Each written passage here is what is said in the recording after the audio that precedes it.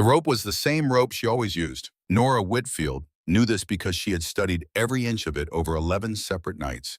The place where it frayed near the middle, the knot that pulled tighter when she struggled, the smell of old leather and mildew that clung to the fibers like something that had given up trying to get clean. Vera Ashton was not a woman who wasted resources. When she found something useful, she kept it. Nora sat on the dirt floor of the storage shed with her wrists bound behind her back and counted the marks on the wall beside the door. 11 scratches. She had made them herself, one for each time she had been locked in here. The first time she had cried. The second time she had screamed. By the fifth time she had stopped doing either because neither accomplished anything. And Nora Whitfield had learned early that energy spent on useless things was energy stolen from things that mattered. She was 21 years old and she had not cried in 14 months. But before we get to how Nora ended up on that dirt floor, before we get to the rope and the shed and the marks on the wall, you need to hear the story from the beginning. Because what happened in Millhaven, Wyoming in the summer of 1881 is the kind of story that starts with one woman's silence and ends with an entire town learning what it costs to look the other way. We bring stories like this to you every single week, and your support means everything to us. If you haven't yet, please hit that subscribe button and tap the notification bell. And when you're done listening, drop us a comment and tell us what city or country you're watching from. We would love to know how far Nora's story travels. Now let's go back to where it all began. Eli Whitfield built his ranch on land that nobody wanted. That was the way he always told it, standing on the porch, with his thumbs in his belt, and that slow smile that made people trust him before they even knew his name. He had arrived in Millhaven, Wyoming territory in the spring of 1865 with $40 a mule and a disposition that refused to acknowledge the possibility of failure. The land he purchased was rocky in the north, prone to flooding in the south, and had defeated 3 previous owners in as many years. Eli Whitfield looked at it and saw exactly what he wanted, something worth working for. By 1872, the Whitfield Ranch ran 600 head of cattle across 120 acres. Eli had mended the north pasture fences himself, rerouted the southern drainage with channels he dug by hand over 2 dry summers, and built a house that had 4 rooms and a porch wide enough to hold a family.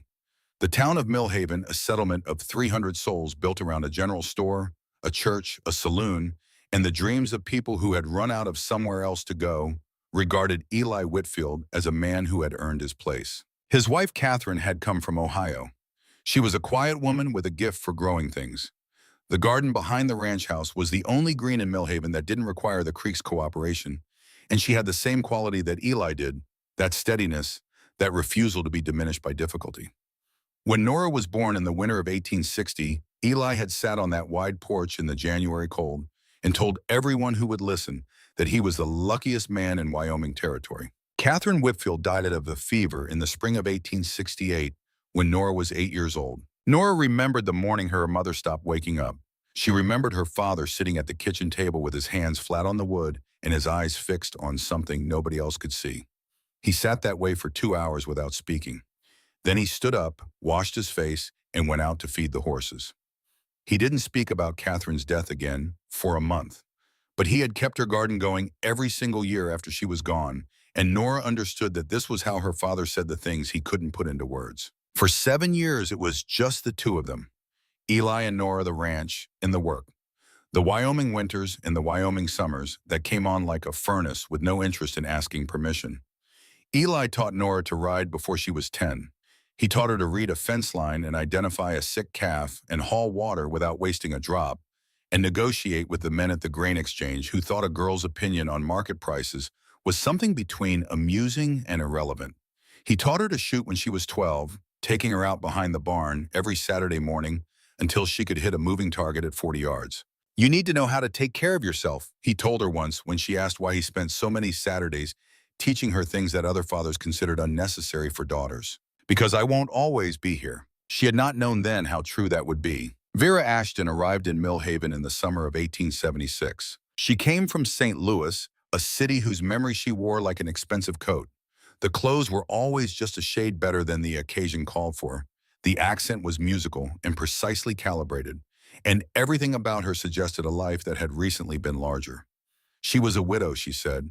Her husband had been a successful merchant, she said, A series of misfortunes had brought her west, she said, and she was looking for a fresh start in a place where a woman of good character could rebuild her standing. She had a daughter. Cecily was 14, blonde, watchful, and possessed of the same careful quality her mother had, that sense of performing a version of yourself that you had rehearsed rather than lived. Cecily watched everything and said little and kept her thoughts behind her eyes where they couldn't be used against her.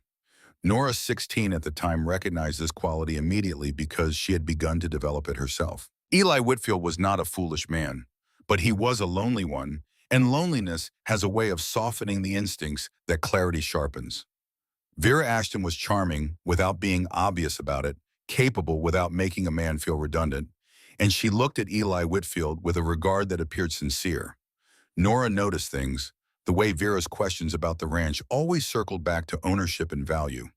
The way she studied the deed when Eli left it on the table after a meeting with the land office. The way she smiled at Cecily when Eli's back was turned, not a warm smile, but a calculating one. The smile of a woman checking her inventory. But Nora was 16, and who listens to a 16-year-old girl? Eli married Vera in October of 1876. Nora stood in the church and watched her father put a ring on a stranger's hand and felt the cold settle in her chest. The particular cold of knowing something is wrong and having no way to prove it, no language to name it, no authority that would take the word of a child against the composed confidence of a woman who knew exactly how to be believed. She had been trying to name it ever since. 2 years passed. They were tolerable years, or appeared to be. Vera kept the house in good order. She prepared decent meals and managed the household accounts with a precision that Eli found impressive and Nora found unsettling. Cecily grew into a young woman who did exactly what was expected of her, no more, no less, and seemed to have made some private accommodation with the distance between what she felt and what she showed. Nora worked the ranch. She had always worked the ranch, but after the marriage, she worked it differently with the focused intensity of someone who understands at a level below thought that what she is holding on to is something that could be taken. She knew the land the way she knew her own hands. She knew which pasture held water longest in the dry season, which stretch of fence the elk came through in October, which well ran clearest in July.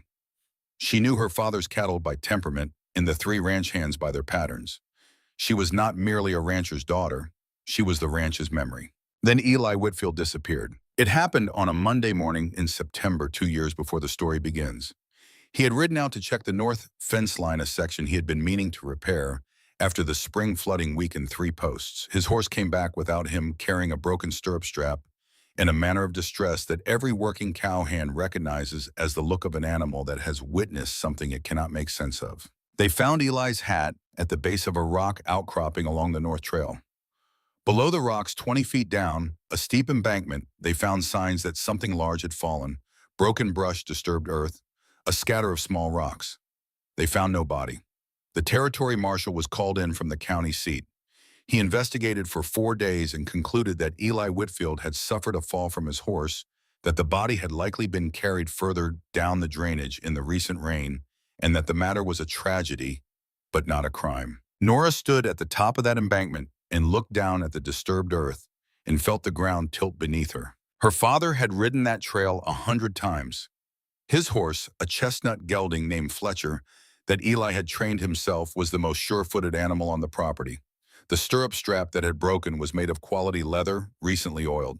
Eli Whitfield did not have accidents on horses. He had survived 2 cattle drives, a plains blizzard, and a dispute with 3 armed men over water rights in the drought year of 1874. He did not fall from his horse on a clear September morning on a trail he knew by heart. Nora said this to the marshal. The marshal looked at her with the patient, slightly pitying expression of a man who has decided in advance that a 20-year-old girl's opinion on the matter of her father's death is grief-talking and nothing more. He was gone by Thursday. Within a month, Vera Ashton had presented papers to the Millhaven land office, establishing her claim to the Whitfield ranch as Eli's widow. The papers were witnessed and notarized. They bore what appeared to be Eli's signature.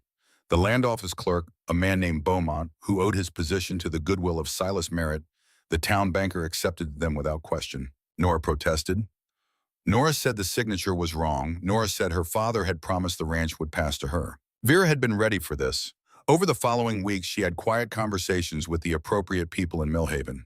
She mentioned with careful sorrow that her stepdaughter was taking the loss very hard. That grief did strange things to a young woman's thinking. That Nora had always been, bless her heart, a little high-strung, prone to seeing shadows where there weren't any, to convincing herself of things that hadn't happened. It was a mercy, really, that she had a stable home to return to. One hated to think what might happen to a girl like that left entirely to herself. Millhaven believed her.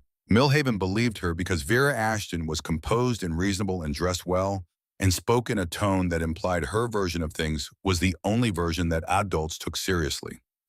And Nora Whitfield, who had shown up at the marshal's office with red eyes and shaking hands, and a certainty that brooked no diplomatic softening, looked exactly like what Vera had described. A troubled girl, an unstable girl, a girl whose word against the word of a capable widow with proper documentation wasn't worth the breath used to speak it. That had been 2 years ago. 2 years of learning to survive inside a trap.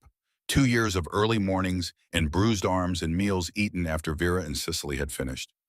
2 years of the storage shed 11 times now because Nora had not yet learned, or perhaps had refused to learn, to stop speaking truths that made Vera uncomfortable. The most recent offense was this Silas Merritt, the banker, had come to the ranch for supper the previous evening. He was a narrow-faced man of 50 with pale eyes and the particular quality of stillness that belongs to people who understand that power doesn't require volume. Nora had been serving the meal. She was always serving, never sitting the help and not the family, and she had overheard through the kitchen door something that had taken the floor out from under her. 3 days, Merritt had said to Vera. His voice was low, but the house was quiet. The survey team arrives Thursday. Once the papers are filed, the transaction is complete and the objection period closes. If the girl causes trouble before then, she won't, Vera had said. You've said that before. This time I mean it. Nora had stood in the kitchen with the serving dish in her hands and understood with the clarity that comes from 2 years of paying close attention to things you are not supposed to notice, that whatever Vera and Merritt were arranging, whatever transaction was closing in 3 days, was the thing she had been waiting for. The final piece. The moment when the theft of her father's ranch moved from something that could be endured to something that could not. She had set the serving dish down on the counter carefully so it wouldn't make a sound. Then she had walked into the dining room and said in a voice that she had not been able to keep entirely steady, "Mr. Merritt, this land belongs to Eli Whitfield's daughter. Whatever you're planning to sign, you should know that I will not let it stand." Merritt had looked at her with those pale eyes and said nothing. Vera had stood up from the table. And that was how Nora had ended up in the storage shed for the 11th time, with the same rope staring at 11 scratches on a wall in the dark. She waited until the house went quiet. She had gotten better at this over time, reading the sounds of the house the way her father had taught her to read a herd, listening for the specific silences that meant people had settled into sleep rather than simply stopped moving. Vera's door closed at 9:30. Cecily's closed at 10. After that, the house made the sounds that houses make when no one is asking anything of them. The tick of the stovepipe cooling the shift of the boards in the summer heat, the creak of the porch step that had always complained under weight and now complained under nothing at all, as though it had learned the habit and couldn't stop. Nora had been working at the rope for the better part of an hour before she made any progress. Vera's knots were competent, which was perhaps the most frustrating thing about the woman. Her cruelties were always competent. But the roof of the storage shed had a gap where 2 boards met imperfectly, and at certain points in the season, a nail head protruded from the interior wall at hip height, and Nora had discovered this nail on the 3rd visit and never forgotten it. The rope parted on the 3rd pass against the nail edge. Not cleanly, her wrists were raw, and the work had taken longer than she wanted, but it parted. She sat for a moment in the sudden freedom, her arms aching, her breathing careful and deliberate. Then she stood up, pushed the shed door open with her shoulder, and stepped out into the Wyoming night. The air hit her like cold water. Even in July, the high country lost its heat after midnight, and the stars over Millhaven were the kind that city people never believed in until they saw them, thick and white, and close the sky, a bowl of light that made the dark earth below seem very small and very temporary. Nora stood in the yard of the ranch her father had built and breathed it in the smell of sage and dry grass, and the faint mineral scent of the creek that was running low in its 2nd summer of drought. She needed to move. She knew that. Every minute she stood here was a minute that could be the one where a door opened. But she allowed herself 5 seconds, just 5, to stand in the yard of her father's ranch And remember that it had been beautiful once and would be beautiful again, and that no amount of rope and darkness and calculated cruelty could change the fact that her feet knew this ground, knew every rise and hollow, and the exact place where the yard met the pasture and the pasture met the scaffolding. Then she walked. The town of Millhaven was 3/4 of a mile east along the main road. Nora kept to the shoulder where the scrub grass muffled her footsteps and moved at the steady, unhurried pace of someone who knew where they were going and had decided not to be afraid of it. Her wrists ached. Her arms were stiff. She didn't care about either. She was going to May Tilson's. May Tilson ran the only eating house in Millhaven, a low-ceilinged room with 8 tables and a kitchen that had produced more good meals and honest conversation than any other building in the territory. May was 62 years old, built like someone who had made a private treaty with difficulty and come out of the negotiations stronger. She had been Catherine Whitfield's friend and had watched Nora grow up with the close particular attention of a woman who had no children of her own and chose carefully where she invested her care. She was also, to Nora's knowledge, the only person in Millhaven who had never once believed Vera Ashton's version of anything. That woman, May had told Nora 6 months ago in a low, fierce voice during a chance meeting at the grain store, has the eyes of someone who is always calculating the distance to the door. And I have never in my life met a person like that who was also telling the truth. Nora had held on to those words for 6 months like a lamp held in 2 hands in the dark. She reached the eating house and knocked on the back door. 3 knocks paused 2 more. May had taught her that signal years ago, back when Nora had first started slipping out at night after Vera began locking the main house doors. The door opened. May stood there in her nightgown with a lamp in one hand and a look on her face that was equal parts relief and fury. "Girl," she said, "get inside." Nora got inside. The kitchen smelled of coffee and dried herbs and the particular warmth of a room that has fed people for years. May set the lamp on the table, took one look at Nora's wrists, and went to the cabinet without saying anything. She came back with a cloth and a tin of salve and sat down across from Nora and began to work on the rope burns with the focused efficiency of a woman who had done this before. "How bad?" Nora asked. "You'll keep both hands." May's voice was dry. 11th time. "How'd you know?" "Because I count too." May tied off the cloth bandage and looked up. Her eyes were steady and dark and did not waste words. "Tell me," Nora told her. Everything, the conversation she had overheard between Vera and Merritt, the 3 days the survey team arriving Thursday, the transaction that was closing. May listened without interrupting, her hands folded on the table, her face very still. When Nora finished, May was quiet for a moment. 3 days, she said. 3 days. Then we don't have time to be careful. May stood and went to the stove. She had a habit of moving when she was thinking, as though her body needed the motion to process what her mind was working through. She poured 2 cups of coffee that Nora hadn't known was on the stove and set one in front of her. "Silas Merritt has been after the Whitfield land for 3 years, before your father died, after. Your father wouldn't sell." "I know. Do you know why Merritt wants it?" Nora wrapped her hands around the cup. "The railroad." May nodded. "The survey maps from 2 years ago show the most direct route for the new line running straight through the north pasture of your father's ranch. Merritt bought up every other parcel it crosses 6 months before those maps were filed. The Whitfield land is the last piece." She paused. "If that transaction closes, Nora, you don't just lose your home. Merritt sells to the railroad at 4 times what he paid and builds himself a new bank with the proceeds. He can't have you as a problem after that. He'll have too much to protect." The words settled in the quiet kitchen. Nora understood what May was not quite saying. "I need help," Nora said. The words were difficult. She had spent 2 years not asking anyone for anything because 2 years of being told she was unstable and unreliable had done something to her ability to believe that asking would produce anything other than being told no, in a way that also managed to be about her inadequacy. "I need someone who can speak in a room where I can't make myself heard." May looked at her for a long moment. "You need Doc Harlan." "Doc Harlan won't." "Doc Harlan has been waiting for you to ask." May's voice was quiet but certain. "He told me something 6 months after your father died. He told me that Eli had come to him, that your father was frightened and had asked him to hold on to something for safekeeping.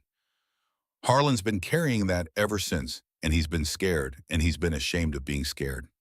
She paused. "He told me that if Nora Whitfield ever found her way to his door, I should tell her whatever Eli left behind, it was meant for her. The kitchen was very quiet. Nora set down her coffee cup. Her hands were not entirely steady. "What did he leave?" she asked. May shook her head. "That I don't know. Harlan only told me enough to pass on." She looked at the window at the dark outside. "You go to him tomorrow, early, before Vera wakes up and finds you gone." A pause. "And girl, I think you should not go alone." She meant the cowboy. Nora had seen him that afternoon before Merritt's supper had unraveled into the storage shed.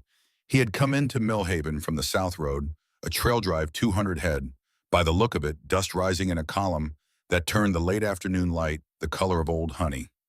The lead rider sat his horse with the relaxed authority of someone who had spent more of his life in a saddle than out of one broad-shouldered trail, worn a gray hat pulled against the sun, and something in the set of his jaw that suggested he was accustomed to making decisions and living with them. His partner rode a black horse, a man with a quiet, observant quality, the kind of steadiness that doesn't draw attention to itself but is felt in every room it enters. Nora had watched them from the kitchen window with the detachment she had learned to keep for anything that didn't directly concern her survival.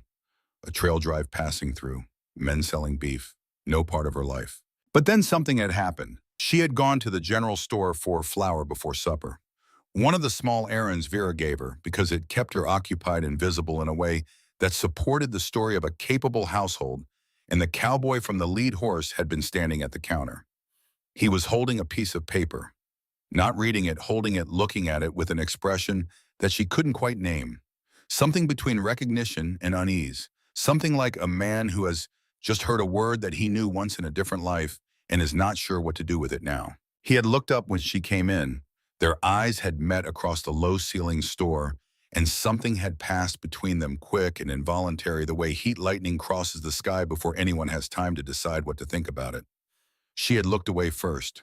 So had he. She had paid for her flour and left. She did not know his name. She did not know the piece of paper. She told herself that none of this was relevant. But walking home through the late afternoon heat flour sack over her shoulder, she had thought about his face, the honesty in it, the absence of performance, a man who looked at the world without asking it to find him impressive. And she had thought that is what a person looks like when they aren't pretending to be something they're not. She had not thought about anyone that way in a long time. Callum Reed had been driving cattle since he was 19 years old. He had started because it was the work available to a young man with no land, no family money, and the particular kind of restlessness that sits in the chest of people who have been abandoned in one place and have decided with great deliberateness that they will never be caught standing still again. He was good at it, the work suited his temperament, the movement suited something in him that couldn't settle, and the rhythm of the trail had a quality that he had come to depend on every day, brought a new piece of ground under his feet, and no piece of ground could accumulate the weight of what he had left behind. He drove cattle from New Mexico to Wyoming. He drove them from Texas to Kansas. He crossed rivers in spring flood and desert in midsummer, and plains in the first hard weeks of winter. He slept under every kind of sky this country offered, and woke under each one with the clean feeling of a man who has given himself something legitimate to do. He did not think about his father if he could help it. His partner and closest friend was Elias Pope, a quiet man of 40 who had been riding since before Callum was born, and who possessed the rare ability to read both terrain and people with equal accuracy. Elias did not say unnecessary things, but the things he said were always worth hearing.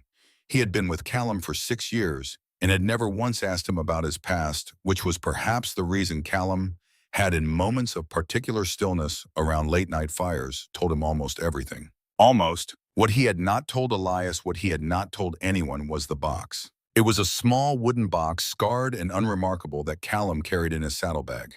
His father had left it when he died, along with a horse, a pistol, and $43 in cash. Wade Reed had been what people in his line of work called a problem solver, a man who traveled where he was needed, did what he was paid to do, and asked no questions about the context. Callum had grown up understanding, without it ever being explained directly, what his father did for a living. He had not approved. He had also been 17 years old and without the resources to disapprove in any practical way. Wade Reed had died of a fever when Callum was 20. He had not died heroically or badly. He had simply gotten sick on the road between one job and the next and failed to get better. Callum had inherited the box without ever opening it because the box contained his father's records. And his father's records contained things that Callum understood at an instinctive level would be worse to know than to not know. He had carried the box for 5 years, unopened. Today, at the general store in Millhaven, he had paid for supplies and the clerk had wrapped his order in a piece of old newspaper, a page from the Millhaven Gazette 2 years old with a headline that Callum had read 3 times while the clerk made change because he couldn't trust what his eyes were telling him. Rancher Eli Whitfield dead in apparent accident, widow to maintain property. He had folded the paper and put it in his pocket and not said anything to anyone. Eli Whitfield. He knew that name. He knew it because it was in the box. He had never opened the box. But his father had spoken of his work sometimes in the oblique way of men who discuss their sins without quite confessing them. One name had come up more than once in the year before Wade Reed died, the name of a commission he was taking in Wyoming, a rancher who needed persuading a man who would not listen to the language of money. His father had called it a straightforward job. He had not come home from it immediately. When he did come home, he had not spoken about it. A straightforward job. Millhaven, Wyoming. Eli Whitfield. Callum stood at the counter of the general store and looked at the newspaper headline and understood with the sick certainty of a man whose worst suspicion has just been confirmed that he was standing in the town where his father had done the worst thing a man can do to another man. He did not know yet that the woman with the flour sack who had just walked out the door, the one with the direct eyes and the careful bearing of someone braced against something they refused to let knock them down, was Eli Whitfield's daughter. He would know soon enough. That night, Callum sat beside the dying fire while Elias cleaned the coffee pot, and the cattle settled into their quiet, and the Wyoming stars did what they always did, which was refuse to be impressive about it. "You've been somewhere else all evening," Elias said without looking up. "Thinking. I noticed." A pause. "The newspaper." Callum looked at him. "You saw. You read it 4 times at the counter, and you've been carrying it in your left breast pocket ever since, like it might try to escape." Elias set down the coffee pot. "You gonna tell me—" The fire cracked. Somewhere in the dark, a calf called for its mother. "Not yet," Callum said. "Maybe not ever." Elias was quiet for a moment. He had the uncommon quality of knowing when silence was the right response and when speech was needed. "The girl at the store," he said finally, "the one you watched walk out." "I didn't." "You did." Not unkind.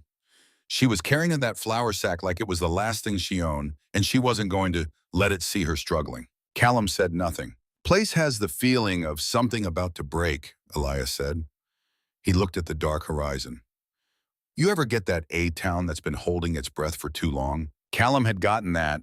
He had gotten it as soon as they rode in the particular quality of Millhaven's quiet, the way people at the general store had talked around the edges of things, the way the clerk had glanced at the newspaper before wrapping it and then looked away too quickly. A town keeping a secret it hadn't chosen to keep. "We're selling the herd and moving on," Callum said. "Sure," Elias agreed. But neither of them sounded entirely convinced. The next morning came on hot and fast the way Wyoming mornings did when the land had been dry too long. Callum was up before the sun habit more than necessity, and he was saddling his horse when he heard footsteps on the road. He looked up. Nora Whitfield was walking past the south pasture where they had penned the herd, moving toward town at the purposeful pace of someone who had somewhere to be and wasn't sure how much time they had to get there. Her wrists, he noticed, were wrapped in cloth. Her dress was plain and worn. Her eyes were fixed on the road ahead. She saw him at the same moment he saw her. They regarded each other across the fence line for the length of 3 heartbeats. "Morning," Callum said. "Morning." She didn't stop walking.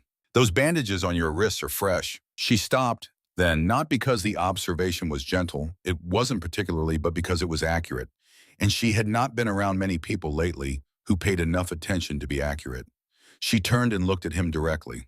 Her eyes were dark and tired and contained behind the tiredness something that had not gone out, something that had been burning on very little fuel for a very long time but had not gone out. "They are," she said. "Yes." "None of my business," he said. "No." A pause. The morning light was coming up behind the mountains, turning the sky the color of a coal gone to embers. "You're walking to town," he said. "I am. The eating house opens early." "I know." She looked at him with the assessment of someone who has learned to read people quickly because she has not had the luxury of being wrong about them. "You're the trail boss. You came in yesterday from the South Road." "Callum Reed, out of New Mexico." "Nora Whitfield." She watched his face when she said it. She had learned to do this, to say her name and watch what happened in people's expressions, because names meant things in Millhaven now. And what they meant to someone told her something about where they stood. Something happened in his face. Not much. A small tightening quickly controlled. But she was practiced at reading small things and she saw it. "You know my name?" she said. It wasn't a question. He was quiet for a moment, then, "I saw it in the paper yesterday at the store. The story about my father." Yes, she studied him. He returned her gaze without flinching or filling the silence with something easier. That she had learned was rare. Most people confronted with direct attention began to manage the impression they were making. This man simply stood there and let her look. "I'm going to May Tilson's," she said, "and then to Doc Harlan's.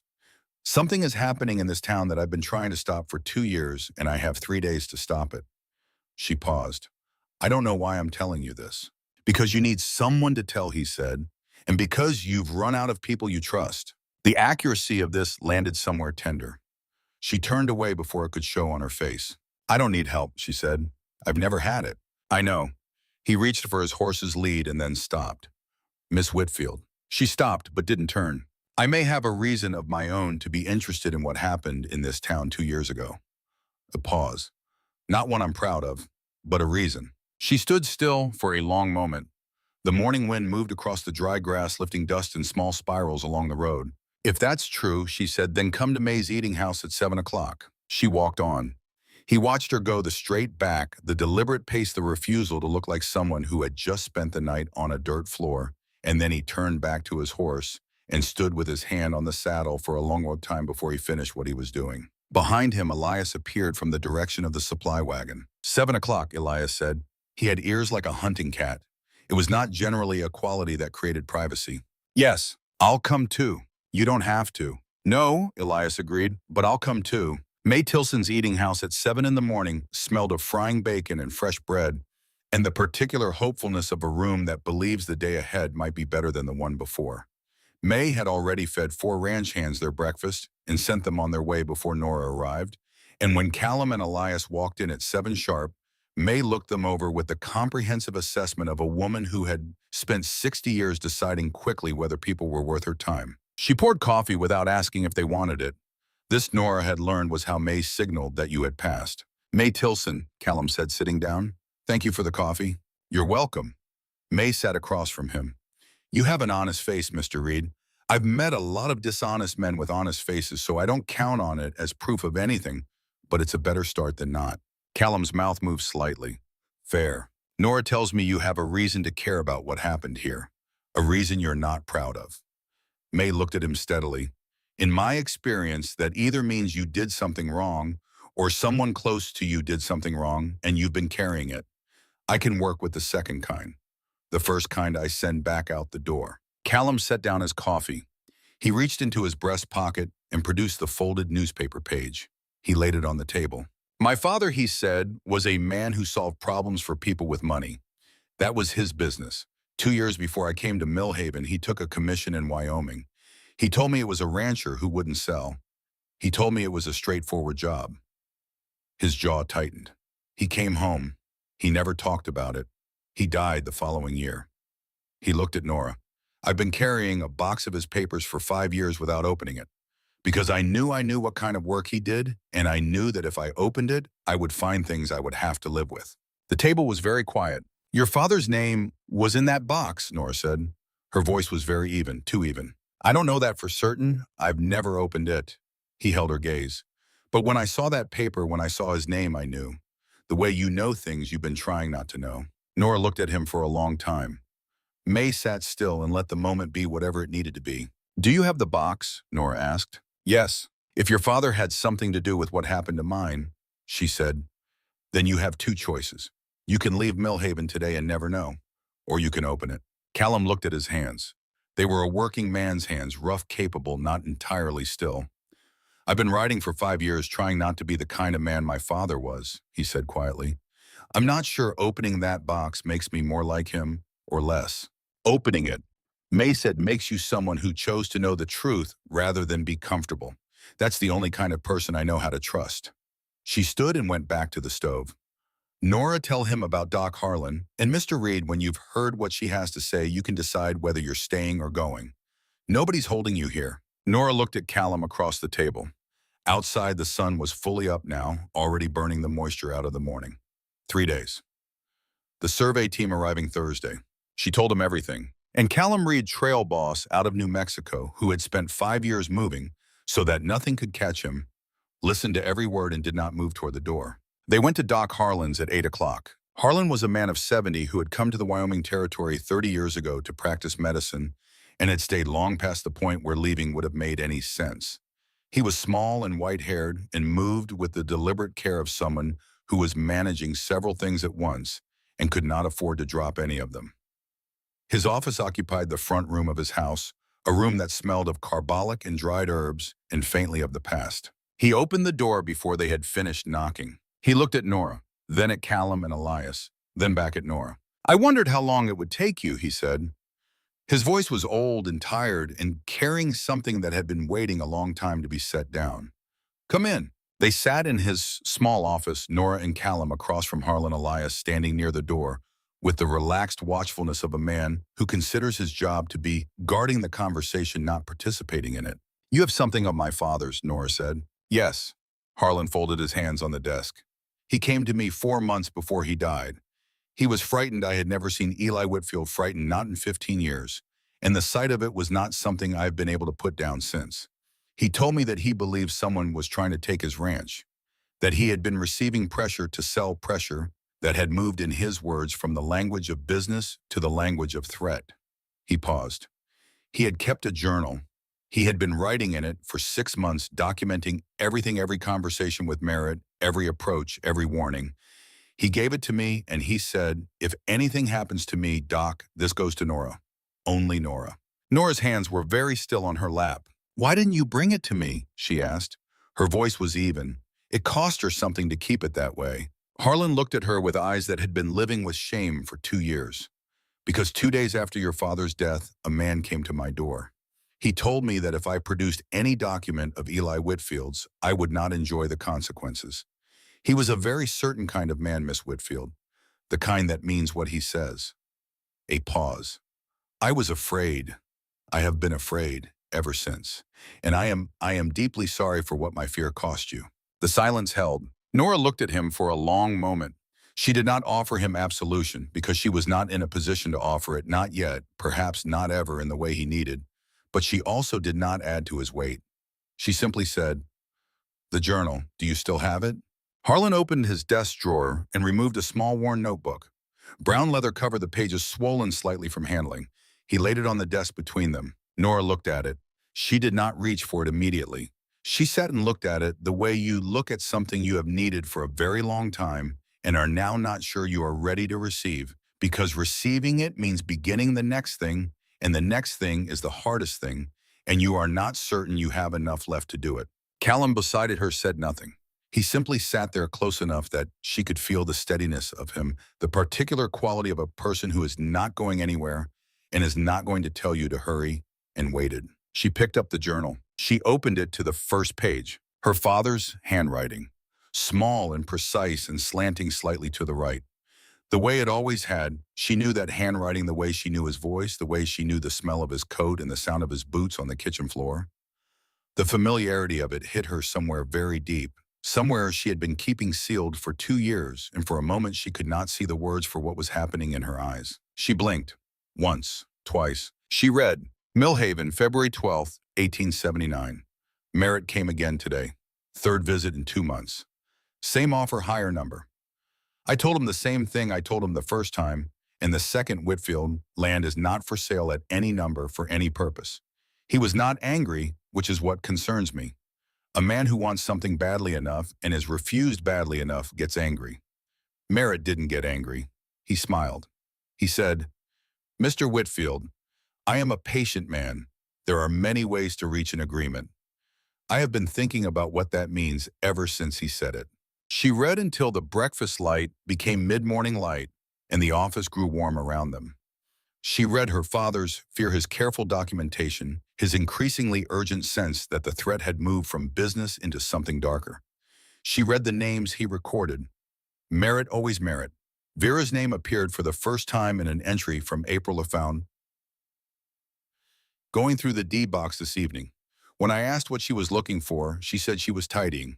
She is never tidying. I did not sleep last night. She read the last entry dated 3 days before he died. I have been to the circuit judge. He did not believe me. Vera came before me. She told him I have been behaving strangely, that I am not myself. He looked at me the way people look at a man who has been successfully diminished. I could see it in his eyes, the decision already made before I spoke, that whatever I said would be filtered through what she had already said about me. This is what they have done. They have taken away the thing that makes a person's word mean something. They have made me the kind of man nobody listens to. I think I understand now how this ends. I am writing it all down. Doc has the book, and I am trusting that Nora will find her way to it. She is the strongest person I know. She gets that from her mother. Whatever happens, she is the strongest person I know. Nora closed the journal. She held it in both hands for a long time and did not speak. The room was very quiet. Callum sat beside her. He did not put his hand on her shoulder or say that he was sorry or offer any of the things that people say when they don't know what else to offer. He simply sat there in the same room, breathing the same air, present in the way that presences matter when they are not pretending to be more than they are. After a while, Nora said, "He wasn't alone at the end. He knew someone would come." "He knew you would come," May said from the doorway. She had followed them quietly and had been standing there for some time.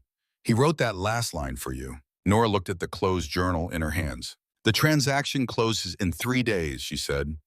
"Merritt has a lawyer. He has documentation. He has 2 years of groundwork and the cooperation of a land office that owes him favors." She looked up. Her eyes were dry and very clear. "I have my father's journal. I have Doc Harlan's testimony. And I have 2 days to find whatever else I need before it's too late." She looked at Callum. He was already looking at her. "There's a former sheriff," May said. "So?" "Ben Alcott. He was replaced 2 years ago. Merritt backed his opponent in the election, got his own man in. Alcott has been living out on his property east of town since then. He knows things. He's been watching." She paused. "He has also, I believe, been waiting." "Then we go to him," Nora said. She stood. She tucked the journal inside her coat against her chest, where it pressed against her ribs like a heartbeat she had been missing for 2 years. She looked at Doc Harlan. "Thank you," she said, "for keeping it." He nodded. The shame in his eyes did not go away, but something eased the particular easing of a man who has begun to pay a debt he had almost given up believing he could pay. At the door, Callum fell into step beside Nora. Not ahead of her, beside her. She didn't say anything about it, but she didn't step away either. Outside, the July sun was already brutal, pressing down on Millhaven, with the indifference of something that has been doing this for a long time and sees no reason to stop. The street was starting to fill ranch hands and merchants and the ordinary machinery of a small town that did not yet know what was coming. 3 days. Nora Whitfield walked through the town. Her father had built his life around her father's journal against her heart. A stranger's footsteps keeping time beside her own, and she felt for the first time in 2 years the particular feeling of a person who is no longer waiting. She was moving towards something now. She intended to reach it. Ben Alcott lived 3 miles east of Millhaven on a property that had never been grand and was now just the bones of a life that had reduced itself to essentials. A small house, a stable, a kitchen garden that was losing its argument with the drought, a dog that was old enough to know that some visitors were worth getting up for and some weren't, and who regarded Nora when she came through the gate with the considered approval of an animal that understood more than people gave it credit for. The dog stood and came to her. She put her hand down without thinking, and the dog pressed its graying muzzle against her palm. "That dog hasn't moved toward a stranger in 2 years, said a voice from the porch. Ben Alcott was 60 years old and looked like someone who had been large once and had worn down into something harder. He was lean and weathered with a former sheriff's posture, the particular way of holding yourself that a badge creates, and that doesn't entirely leave even when the badge is gone. He was sitting on the porch in a wooden chair with a coffee cup in one hand and the look of a man who had been expecting this visit without being able to name the day. He looked at Nora, then at Callum and Elias behind her, then back at Nora. "You found the journal," he said. "This morning," Nora said. "Doc Harlan." Alcott nodded slowly. He set down his coffee. "Come up." They sat on the porch, Nora and Callum on the bench along the wall, Elias on the steps, Alcott in his chair. The morning heat pressed down on all of them equally. Below the ridge, Millhaven was a collection of small shapes against the flat brown country, its church steeple the tallest thing for 10 miles. How much do you know? Alcott asked. I know Merritt wanted the land for the railroad right-of-way. I know he pressured my father. I know the documentation Vera filed was fraudulent. She paused. I know my father went to the circuit judge and was turned away. I know that too. Alcott's jaw was tight. I was the one who told Eli to go. I thought Walker, that was the judge at the time, Judge Harlan Walker. I thought he was straight. He was straight, but he'd already been visited by Vera, and she told him exactly what she told everyone, that Eli was unwell, confused, making accusations. She got there first, and she was convincing. He paused. I didn't know any of that until afterward, until it was too late. What happened after? After Eli died, I started asking questions. That's how I stopped being sheriff. He said it without self-pity, which was the only way to say such things. Merritt funded my opponent, new man named Greer Young, ambitious cooperative. Greer won by 11 votes, and I moved out here and kept asking questions quietly because there wasn't anything else I knew how to do. What did you find? Alcott reached into his coat and produced a folded document. He held it for a moment, looking at it, and then held it out to Nora. The man who came to Doc Harlan's door, he said, the one who threatened him. I tracked him down 8 months ago. He was a ranch hand who'd been paid off and sent to Texas. I found him in Laramie working as a stable hand, drinking too much. He told me who had hired him. He paused. It wasn't Vera. Nora took the document. She unfolded it. It was a statement, a sworn statement signed and dated 6 months ago before a notary in Laramie. She read it, then she read it again. The man who had gone to Doc Harlan's door, who had told Harlan to keep silent or face consequences, had been hired by Silas Merritt directly. Not through Vera, not through any intermediary. Merritt himself had given the instruction and the money. Merritt, Nora said. The word came out very quietly. Merritt, Alcott confirmed. Vera helped. She cooperated. She filed the fraudulent papers. She managed the town's perception. She made sure you were discredited before you could speak. But the decision to silence Harlan, the decision to ensure Eli's death was accepted as an accident, those came from Merritt. He looked at her carefully. Vera wanted the ranch and the security it represented. Merritt wanted the land. They had different reasons, but the same goal, and they found each other at the exact moment when both needed someone who would go further than they would go alone. Nora held the document in her hands and felt the shape of the thing she had been fighting for 2 years finally become fully visible. She had known Vera was the instrument of her dispossession. She had suspected Merritt. But there is a difference between suspicion and a sworn statement, between the knowledge that lives in your body and the knowledge that can be placed on a table in front of a judge. What do you need? Callum said. It was the first thing he had said since they arrived. He said it the way he seemed to say most things, without excess, without performance, as a simple question to which he intended to hear the answer and act on it. Alcott looked at him. Who are you? Callum Reed, trail boss. I have a herd pen south of town. You have a stake in this. Callum was quiet for a moment. Then, my father may have had a part in what happened to Eli Whitfield. I don't know for certain. I've been carrying a box of his papers for 5 years and I haven't opened it. He met Alcott's gaze. I intend to open it today. If what I find confirms what I suspect, I'll testify to it. The porch was silent except for the dog who had settled against Nora's feet. Alcott studied Callum for a long time. A man who testifies against the memory of his own father, he said finally, is either very honest or very motivated by guilt. Both, Callum said. Alcott nodded. All right. He looked at Nora. Here's what I need. I need the journal. I need Harlan's testimony. I need the statement. He tapped the document she was holding. And I need to get all of it in front of Judge Caleb Moss, the new circuit judge appointed 18 months ago. He's not Walker. He doesn't owe Merritt anything. He paused. Moss arrives in Millhaven on Wednesday for his quarterly session. The transaction closes Thursday. We have 1 day. 1 day, Nora repeated. 1 day. He looked at her steadily. I've been waiting 2 years for someone to walk through that gate. I've been doing what I could alone, and it hasn't been enough. But this, he gestured at the document, the journal, the assembled company on his porch. This is different. This is enough if we move. Nora looked at the journal against her chest, at the sworn statement in her hands, at the man beside her who had not yet opened the box he was carrying.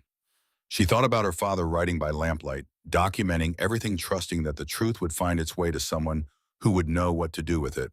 Then we move, she said. They rode back into Millhaven at mid-morning with the particular focused quality of people who have a plan and know it might fail and have decided to execute it anyway. Elias went to check on the herd. Alcott went to send a letter to Judge Moss at his last known stop on the circuit. May Tilson began a quiet survey of the town's residents, specifically those who had witnessed Vera's treatment of Nora over the past 2 years, and said nothing the ones who carried the small guilt of bystanders, the ones who might, given the proper occasion, find the courage to do what they had not done when it counted. That left Nora and Callum. They found themselves, by the logic of tasks completed and tasks remaining, standing on the road between May's eating house and the stable with no immediate place to be, and the box still unopened in Callum's saddlebag. "You don't have to do it today," Nora said. "I know." He looked down the road. A pair of horses went past their riders, nodding without stopping. "I think I've been putting it off long enough." They went to the stable neutral ground, the quiet of stalls and horses and the smell of hay and work. Callum retrieved the box from his saddlebag. He sat on a bale of hay with it in his hands, and Nora sat across from him on the low fence of the nearest stall, and the stable held its breath around them. The box was locked. Callum produced the key he had always had. The key had carried it on the same ring as his other keys for 5 years, unlocking everything else, and not unlocking this, and opened it. Inside, a ledger, a bundle of letters, a folded map, and a smaller envelope sealed with Callum's name written on the outside in his father's handwriting. Callum looked at the envelope for a moment. Then he set it aside and opened the ledger. Nora watched his face as he read. She had learned in the years of careful watching that her survival had required to read what people's faces did when they thought no one was looking. What Callum's face did as he read the ledger was this: it went still. Not blank, the specific stillness of someone absorbing a blow they had been bracing for, who was doing the work of not letting it show, because showing it is a luxury they can't currently afford. He set down the ledger. He picked up the letters and read 3 of them. He set them down. He looked at Nora. "My father was hired by Silas Merritt," he said, "in the spring of 1879. The commission was to create circumstances sufficient to cause Eli Whitfield to abandon or vacate the Whitfield ranch by any means the contractor deemed appropriate." He said it in the careful monotone of someone reading from a document that they are keeping at arm's length from themselves. "The payment was $400. There's an acknowledgement of completion dated September 1879, signed by my father and countersigned by Merritt's agent. September 1879. The month Eli Whitfield died. By any means deemed appropriate," Nora said. "Yes." The horses shifted in their stalls. Outside, the July heat pressed against the stable walls. Dust moved in a thin column through a gap in the boards, turning in the light. Callum put the letters back in the box. He closed it. He held it in both hands and looked at it for a long time without speaking. "I'm sorry," he said finally. I know it doesn't fix anything, but I need to say it because it's the truest thing I have right now." Nora looked at him. She had thought about this moment in a vague, anticipatory way since he had told her about his father at May's table. She had wondered what she would feel. She had expected something sharp, anger maybe, or the cold particular feeling of being reminded that the people who had destroyed her life were not abstractions, but human beings with children and histories and complicated reasons. She had expected it to be clean in the way that revelations sometimes are, each thing fitting into the slot the truth had prepared for it.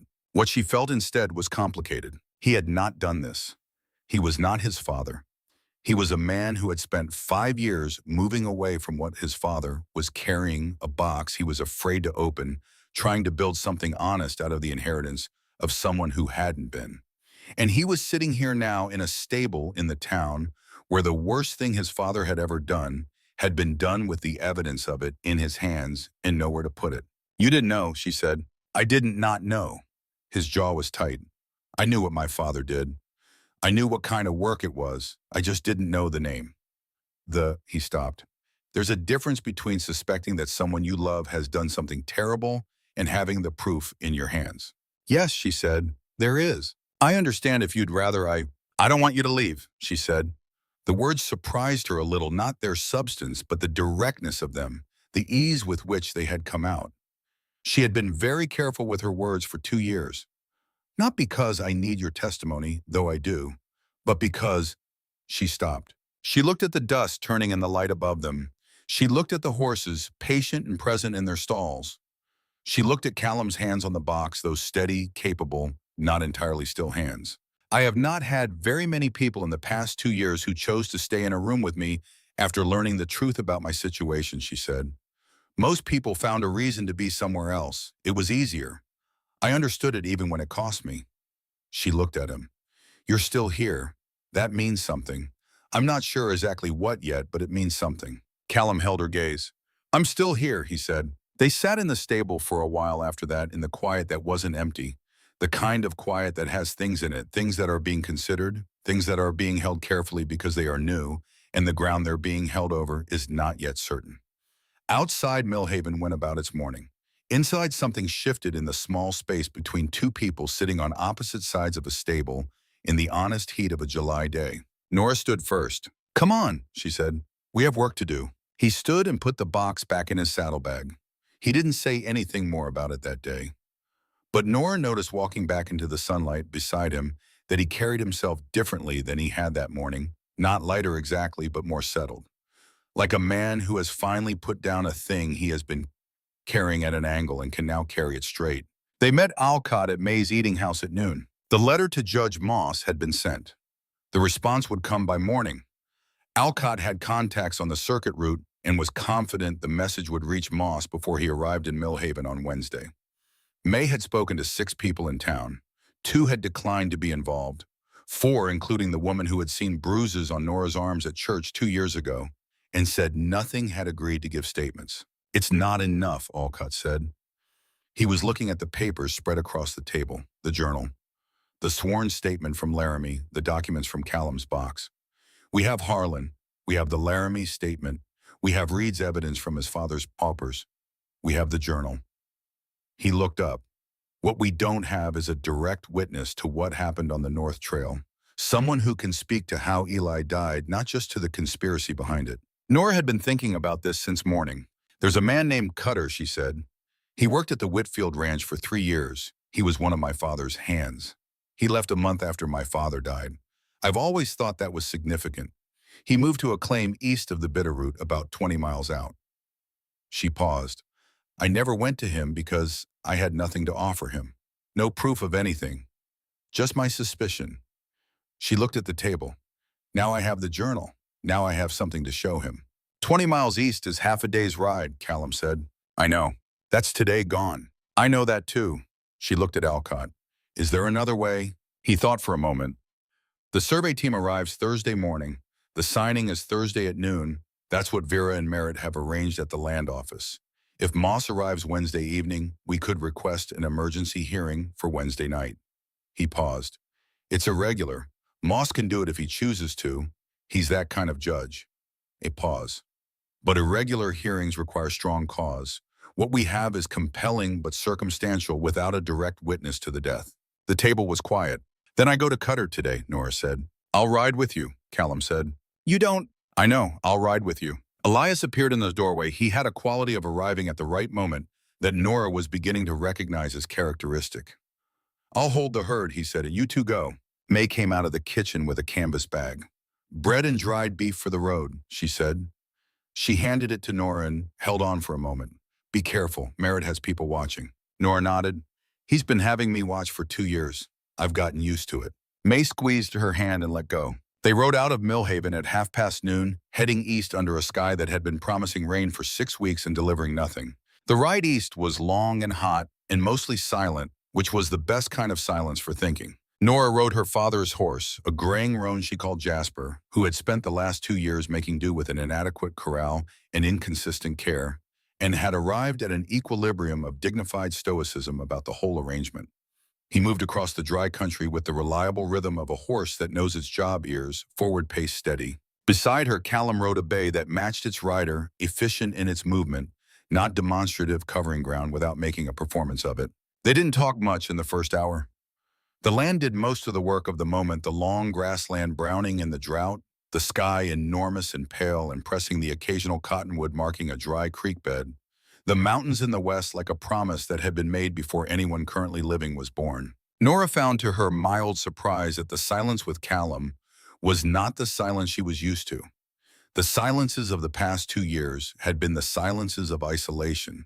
The absence of people who chose to hear her, the quiet that settles when you stop trying to speak because speaking has stopped doing anything useful. This silence had company in it. It was not empty. How long have you been driving cattle? She asked eventually. Since I was 19. You're what, 25 ton? 26. A pause. You get used to it, the moving. Then one day you realize you've gotten so used to it that you can't imagine stopping, and you're not sure whether that's a skill or a problem. Which do you think it is? He was quiet for a moment. I thought it was a skill. I'm less sure now. She looked at him. He was looking at the road ahead, the honest, slightly weathered profile of a man who doesn't ornament his thoughts. What changed? I opened a box. A pause. I knew when I opened it that there was no going back to the version of myself that was still choosing not to know.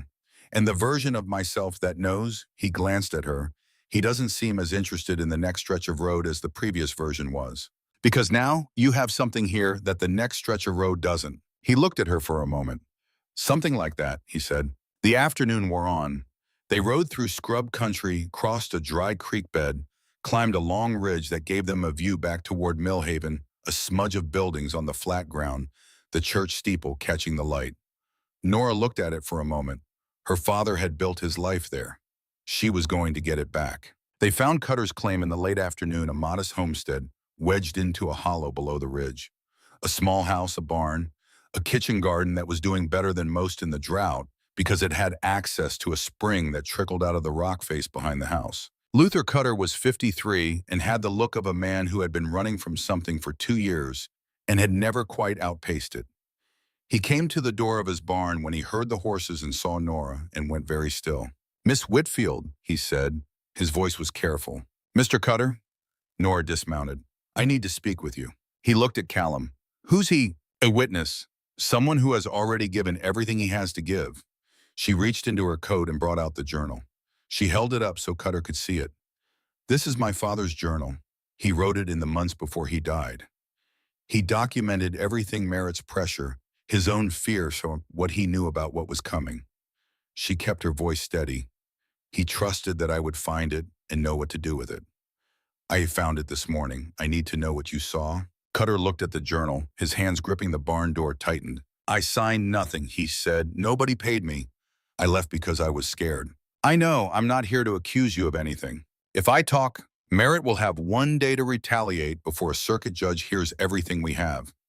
After that, he won't be in a position to retaliate against anyone. She met his eyes. My father trusted the truth. He wrote it down and trusted that it would find its way to the right place. I'm asking you to trust the same thing. A long silence. The spring trickled softly over its rocks. A hawk turned in the sky above the hollow. Cutter looked at her the way people look at someone they have been owing something to for a long time and are finally being asked to pay. I was up on the North Ridge that morning, he said, checking the fence line on the eastern boundary same as I did every Monday. I saw your father ride out. He paused. I saw the man who followed him. Nora's breath steadied. I saw what happened. His voice was very quiet. I heard the shot. I watched your father go over the edge. He stopped. I have been seeing it every night since. Will you testify? The question hung in the cooling afternoon air. Cutter looked at it the way a man looks at a door that has been locked for 2 years and has just been offered a key. Yes, he said. God help me, yes. They rode back to Millhaven in the early dark, pushing the horses harder than comfort warranted, and neither of them complaining about it. The stars came out above them indifferent and magnificent. Somewhere along the ridge road in the last blue light, before full dark, Callum pulled up his horse. I need to tell you something, he said. She pulled up beside him. Below Millhaven was a scatter of lamplight in the dark. All right. He looked ahead for a moment, not at her. Then he looked at her. When I was 8 years old, he said, my mother left me at a ranch outside Santa Fe. She said she'd be back in 2 weeks. She never came back. He said it in the same tone he seemed to say everything level without asking for sympathy, just a statement of what had happened. The rancher and his wife raised me. Good people. They gave me everything they could, but I kept looking at the road for years, waiting for her to come back. A pause. When I was about 13, I stopped. I decided I would be the one who left first after that. Always moving, never in one place long enough to need it. The darkness settled around them. Below, a lamp went out in one of the Millhaven windows. My father was who he was, Callum continued, and I've spent a lot of years trying to be the opposite. Kept moving, kept clean, kept my word, never let myself want anything that required me to stay in one place. He looked at the lights below, and then I rode into this town yesterday morning and saw a woman at the general store carrying a flour sack like it was the last thing she owned, and I haven't thought about the road since. Nora sat on her horse in the dark and said nothing for a moment. Around them, the night insects had begun their slow, patient chorus. I'm not easy to, she started. I know. I've been managing everything alone for 2 years. I don't know how to stop doing that. I know that too. And I can't, she paused. I can't trust quickly. Not anymore. I'm not asking you to trust quickly. He looked at her. The dark made his face harder to read, but the steadiness was there, the same steadiness she had noticed at the well that morning, the particular quality of a person who means what they say because they have learned from experience that saying things you don't mean creates debts you can't pay. I'm asking if I can stay, just that. You don't owe me anything else. The horses were patient beneath them. The stars turned in their slow, enormous way. Ask me again, she said quietly, when this is over. All right. They rode down into Millhaven together. What happened next came fast, the way things do when a plan has been set in motion and the people trying to stop it know they're running out of time. They arrived back at May's eating house at 9 in the evening to find Alcott, May, Elias, and Doc Harlan all gathered at the back table with 3 separate documents, 2 witnesses from town, and word that Judge Moss had received the letter and would be arriving in Millhaven by noon Wednesday, halfway earlier than expected, which was the good news. The other news came from Elias, who had the quality of delivering difficult information with a calm that made it easier to hear rather than harder. 2 of Merritt's men came by the south pasture this afternoon, he said. They asked questions about the herd, friendly questions, the kind that are actually something else. They know we've been moving, Nora said. They know something is happening. They may not know what. Vera knows, May said. She came into the store this afternoon for the first time in a week. She was asking questions about you, Nora, where you'd been, whether anyone had seen you. May paused. She looked frightened. Nora considered this. For 2 years, she had thought about Vera Ashton as a creature of controlled malice composed deliberate executing the dispossession of Eli Whitfield's daughter with the precision of someone who had planned this and enjoyed the execution of the plan. To imagine Vera frightened was to add a dimension she had not accounted for. She should be frightened, Nora said. Yes, May agreed, but frightened people do things that aren't always calculated. What are you saying? May looked at her steadily. I'm saying watch Cecily. Whatever Vera does in the next 24 hours, Cecily will be positioned between her mother and the consequences. And Cecily, she paused, has been carrying something for a long time. I've seen it in her.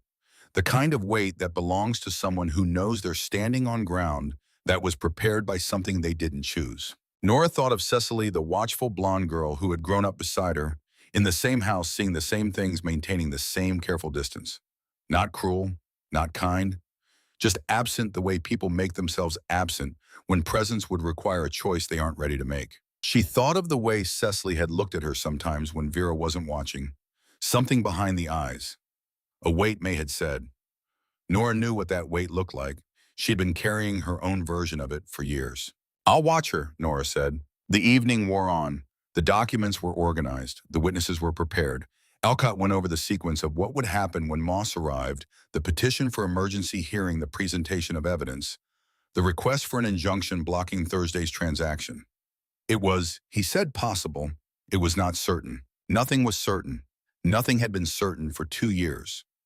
Nora had learned to operate in the space where certainty wasn't available, and she had discovered that the space was livable, if not comfortable. She was walking back through the darkened main street of Millhaven toward the boarding house, where May had arranged a room for her. She had not gone back to the ranch and did not intend to until she could go back as its owner when she heard the footsteps behind her. She turned. Cecily Ashton stood in the lamplight from the hardware store, still and pale, wearing a dress that was too warm for the evening and an expression that looked like a person who has been rehearsing a conversation and has finally decided they will either say it now or not say it at all.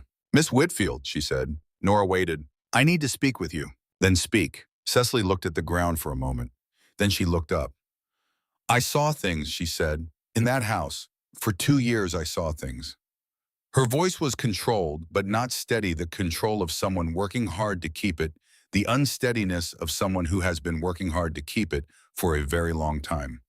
My mother told me that what I saw was that it was complicated, that you were difficult, that what was being done to you was unfortunate but necessary. She paused. I told myself she was right, because if she was right, then I didn't have to do anything, and doing nothing was very much easier than the alternative. Nora said nothing. She let Cecily have the silence she needed. She's not right, Cecily said. She hasn't been right about any of it. I've known that for a long time, and I've been choosing the easier thing every time.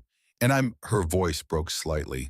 I'm tired of being the kind of person who chooses the easier thing. A cart went past them on the road, the horse's hooves on the dry dirt, the creak of the wheels fading. What are you offering? Nora asked. I was in the house when Merritt came, Cecily said. Before your father died, I was 15. I heard conversations I wasn't meant to hear. I saw documents that I wasn't meant to see. She looked at Nora with eyes that were older than a 20-year-old's, should be worn into something harder and more honest by 2 years of knowing what she knew. I'll tell a judge what I saw and heard. All of it. A pause. Not to save myself, not to betray my mother, but because she stopped. Because you've been living on ground that was prepared by something you didn't choose, Nora said quietly, and you want to stand on your own ground. Cecily looked at her. Something in her face released the very specific release of being understood by someone you had not expected to understand you. Yes, she said, that. Nora looked at her for a long moment. 2 girls, she thought. 2 girls in the same house, each carrying the weight of things done around them that they hadn't chosen and couldn't stop. 2 different responses. 2 different costs. Be at May Tilson's eating house at 7 tomorrow morning, Nora said.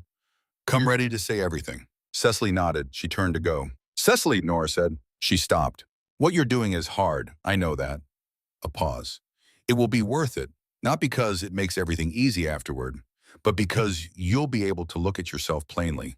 And that matters more than most people admit.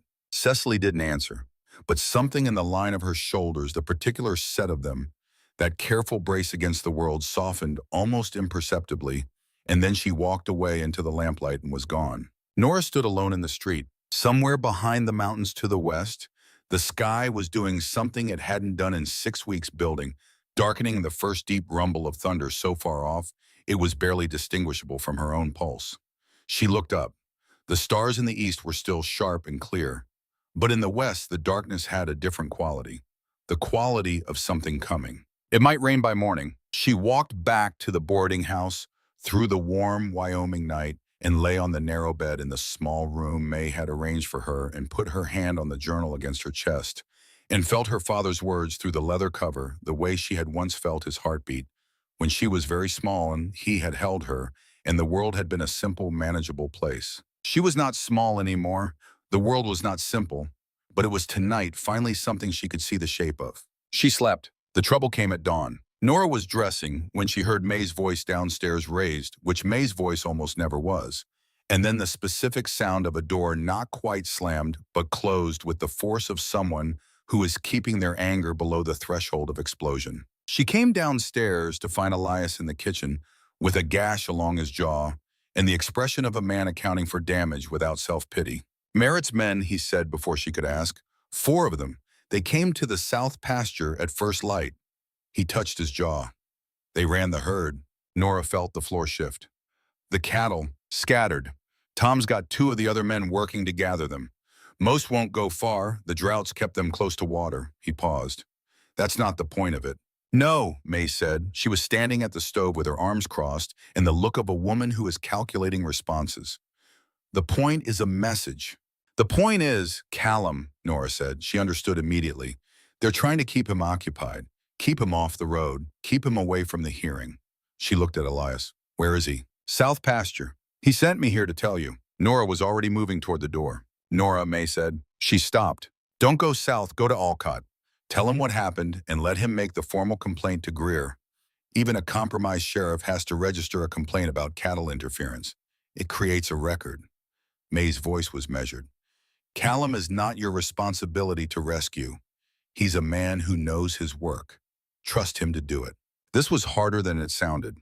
Nora stood at the door with her hand on the frame and understood that May was right, that riding to the south pasture was the emotional response that the strategic response was to keep building what they were building, that Callum was capable of handling 4 men in a dry pasture without her help. And she also understood in a way she hadn't before last night that the feeling that had sent her toward the door was not merely tactical. It was something else. She had been trying for 2 years not to feel things that might be taken from her. She filed that thought away for later. There would be a later. She intended to make sure of it. Alcott, she said. Right. She let go of the doorframe and turned back into the kitchen. May watched her with a look that was not quite a smile, but contained what a smile would have contained. He'll be fine, May said. Men like that usually are. Nora went to find Alcott. At 9 o'clock in this morning, Callum Reed rode into Millhaven from the South Road. With 2 of his ranch hands, the herd gathered and repinned, and a bruise along his left cheekbone that was just starting to show its full color. He found Nora at May's table going over documents with Alcott and Harlan and Cecily, who had appeared at 7, as instructed, and was sitting slightly apart from the others, with the careful, deliberate bearing of someone who has made a difficult decision and is holding it steady against the pole to unmake it. Callum sat down. He looked at the bruise he could feel on his own face, and then at the assembled evidence on the table, and then at Nora. They scattered the herd, he said. I know. How bad? Recoverable. Tom's finishing the gather. He looked at the documents. Merritt knows something is coming. He knows, Alcott confirmed, which means we have less time than we thought. He looked around the table.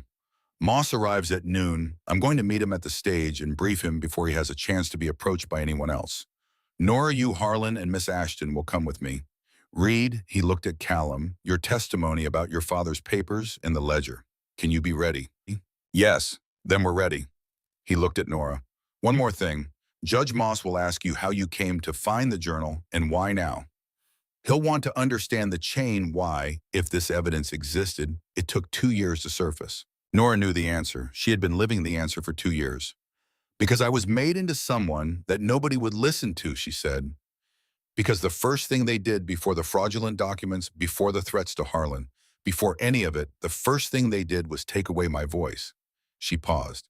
And because it took me 2 years to find someone who would stand in a room and be heard on my behalf. Not to speak for me, just to stand there and make the room listen to me. She looked at Callum when she said it.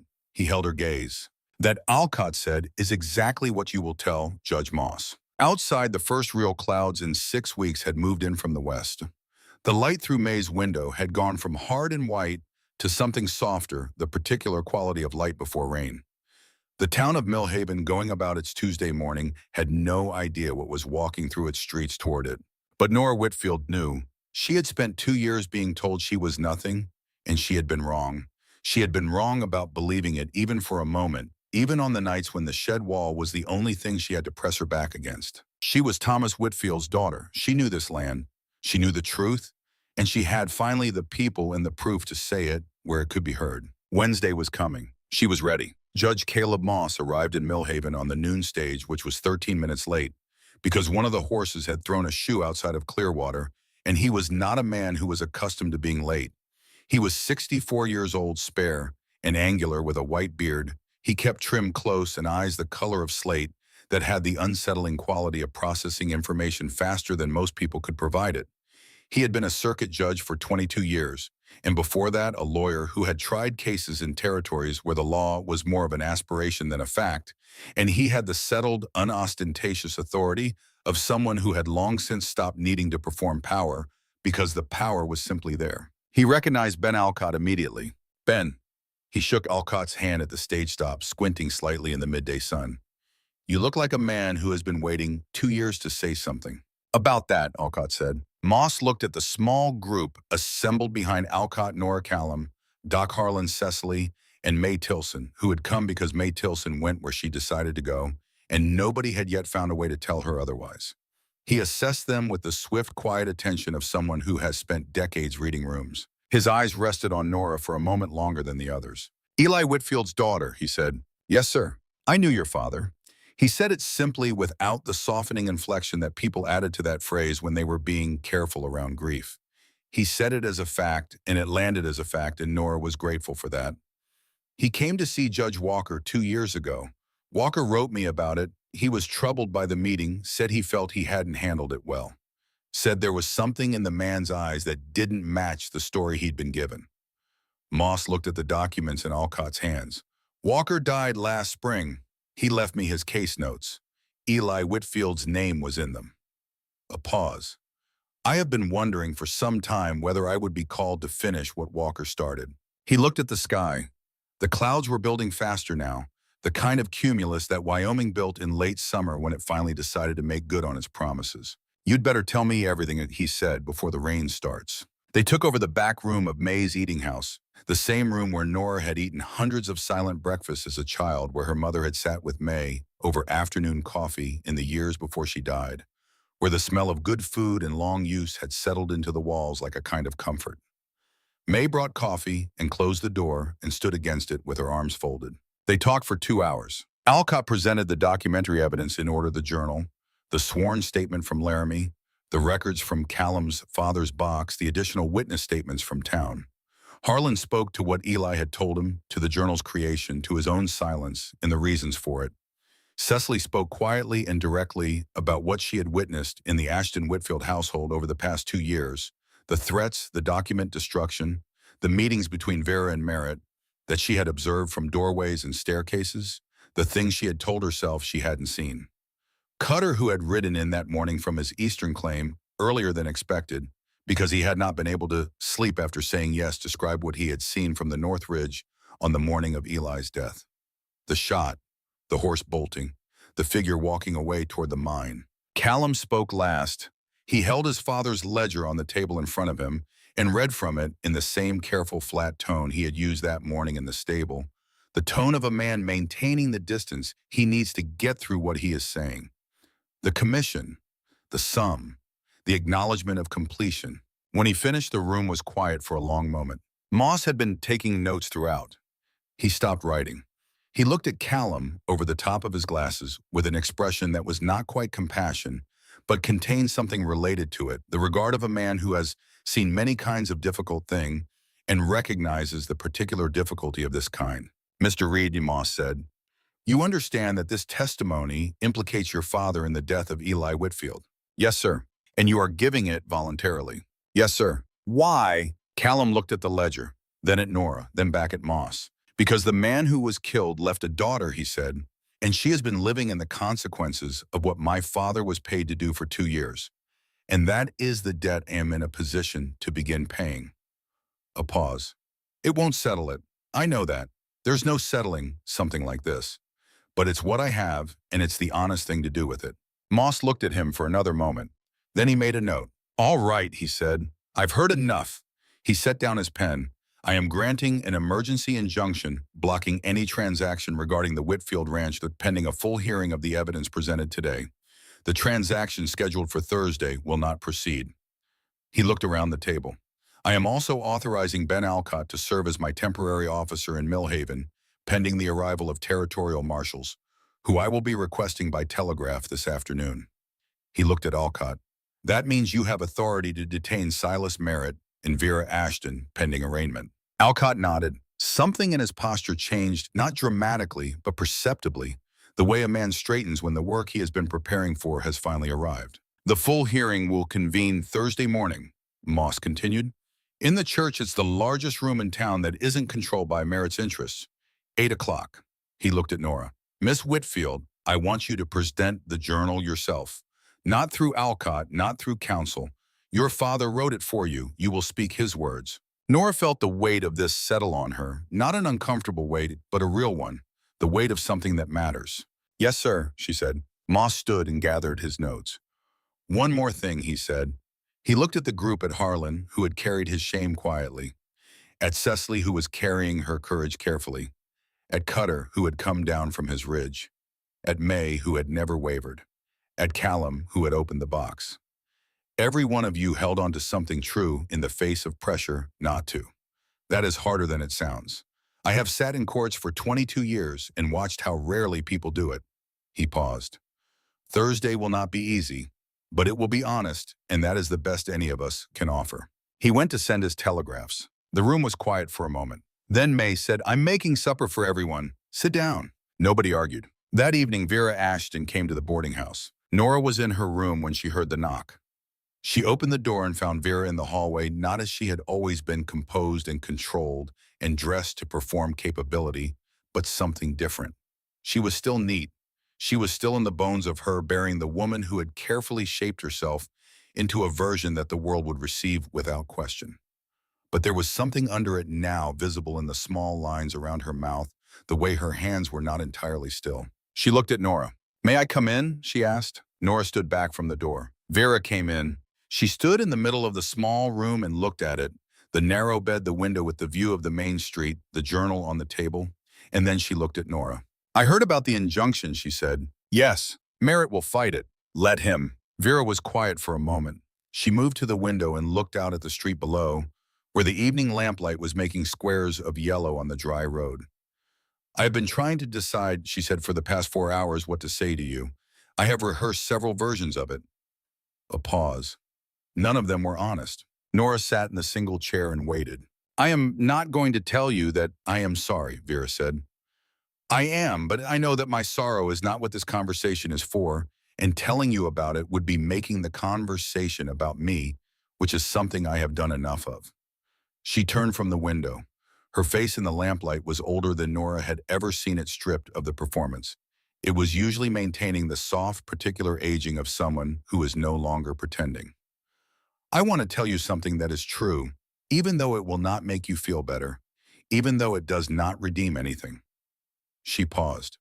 "I did what I did because I was afraid of you." The room was very still. "Not of you personally," Vera said, "of what you represented. Your father, I did love Eli in my own way, perhaps not in the right way, but I loved the life he had built and what it meant to be part of it, and I loved him enough that when I understood what Merritt was planning, I made the worst decision of my life." Her voice was steady, but something under it was not. "I agreed to cooperate, because if I hadn't, Merritt would have removed me from the equation and installed someone more useful, and I would have had nothing." She looked at Nora. "And then Eli died, and I had the ranch, and I had Merritt's backing, and I had you, Thomas Whitfield's daughter, who looked at me from the day I arrived with eyes that saw everything I was hiding, and I was terrified." A long pause. "I want you to understand," Vera said, "not to forgive me, not to excuse what I did. I know what I did. I have lived with what I did every day, and it has not been comfortable, and I am not asking you to feel anything about that." She held Nora's gaze. "But I want you to know that everything I did to you, the shed, the rope, the years of making this town believe you were unstable, it was not hatred. I did not hate you, I was afraid of you. I was afraid of what you might do because I knew what I had done, and I knew that if you ever found what your father had left for you, you would do exactly what you have done." Nora sat in her chair in the quiet room and felt the shape of this land on her. She had spent 2 years imagining Vera as a creature of pure malice, had needed that image in some ways because it was simpler than the truth, and the truth was a harder thing to live alongside. The truth was that Vera Ashton was a woman who had made a terrible choice out of fear and self-preservation, and had spent 2 years executing it with the skill and thoroughness of someone who understood that halfway measures don't hold. The truth was that the person who had done the most damage to Nora's life was not a monster, but a frightened woman who had chosen wrongly at the moment when choosing wrongly was the easier path. This did not make it better. It did not make it forgivable, not yet, perhaps not ever in the way that absolution is given cleanly in one moment. But it made it true, which was the thing that mattered. "I know," Nora said. Vera looked at her. "I've known for a while," Nora said, "that you were afraid of me. I could see it the same way I could see everything else. I just didn't know what to do with it." She paused. "Cecily is testifying tomorrow." Something moved through Vera's face pain, and beneath the pain, something that might have been in different circumstances, pride. "I know," she said quietly, "and she told me." "She's not betraying you," Nora said. "She's choosing herself. There's a difference." Vera looked at the window for a long time. "Yes," she said at last, "there is." She moved toward the door. "Vera," Nora said. She stopped. "Whatever happens tomorrow, whatever the court decides, Cecily is not responsible for what you chose. She was a child when it started. She deserves the chance to build something honest." Vera's back was to her. She couldn't see her face, but something in the line of her shoulders said that the words had arrived. "I know," Vera said, and she walked out. Nora sat in the chair for a long time after that. She didn't feel lighter. She didn't feel heavier. She felt the particular feeling of having seen something clearly that she had been looking at from the wrong angle for years, and of understanding that clarity, even when it doesn't comfort, is the ground you build on. She picked up the journal. She read the last entry one more time. She is the strongest person I know. She closed it and put it inside her coat and went to sleep. The rain came at 3 in the morning. Not tentatively, Wyoming weather did not tend toward the tentative, but with the full conviction of something that had been held back for too long. Nora lay in her narrow bed and listened to it on the roof of the boarding house, the long, steady drumming sound that she had not heard in 6 weeks, and that the land outside had been needing for 6 weeks, and she felt it the way you feel things that arrive at exactly the right moment, as if the universe has been informed of the schedule and has decided this once to cooperate. In the morning, the streets of Millhaven were wet for the first time in almost 2 months. The air had the quality of a room after a window has been opened a live cooler, carrying the smell of wet earth and sage, and something that the drought had been keeping just out of reach. Nora dressed in her cleanest dress.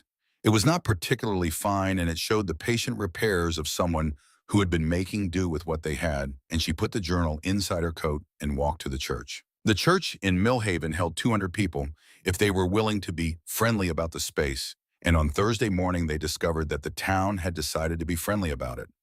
By 7:45, the pews were full. Ranchers, miners, storekeepers, the families of the men who worked Merritt's interests, and the families of the men who didn't. May Tilson was in the front row, her husband's old coat over her dress because the morning was cool after the rain. Her expression, the expression of a woman who has been waiting for this for 2 years and intends to enjoy it with dignity. Alcott had served the arrest warrants the previous evening. Silas Merritt was in temporary custody at the old sheriff's office. He had not made a scene, which Alcott said was characteristic, the composed endurance of a man who believes his lawyers will resolve things. Vera had surrendered quietly. She had sent Cecily to Mays beforehand with a note that contained 2 lines. "Tell her I'm sorry. Tell her I mean it." Judge Moss entered the church at 8 o'clock precisely and took his place at the table that had been set up before the altar.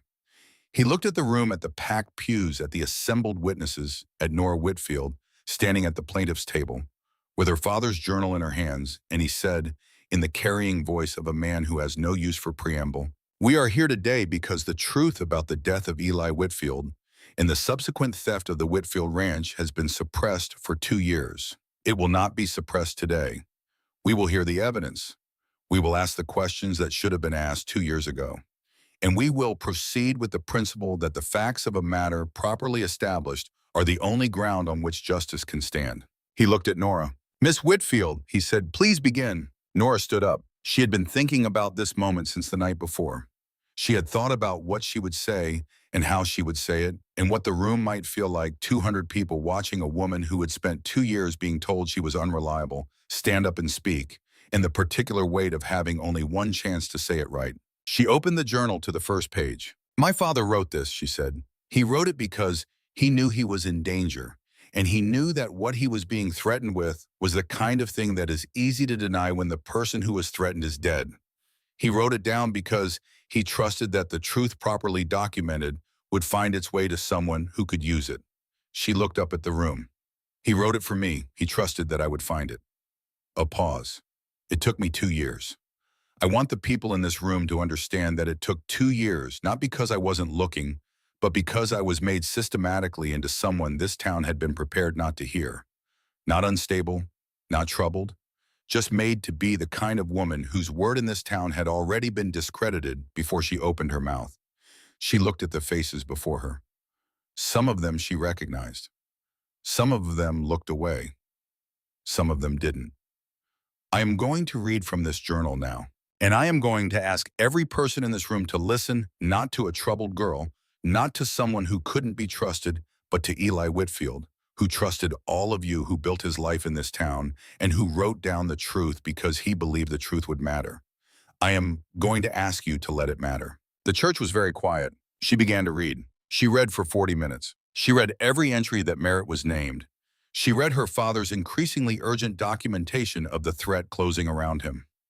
She read the entry about Vera going through the deed box. She read the entry about the circuit judge who had not believed him because Vera had gotten there first. She read the last entry, the one that ended with, "She is the strongest person I know."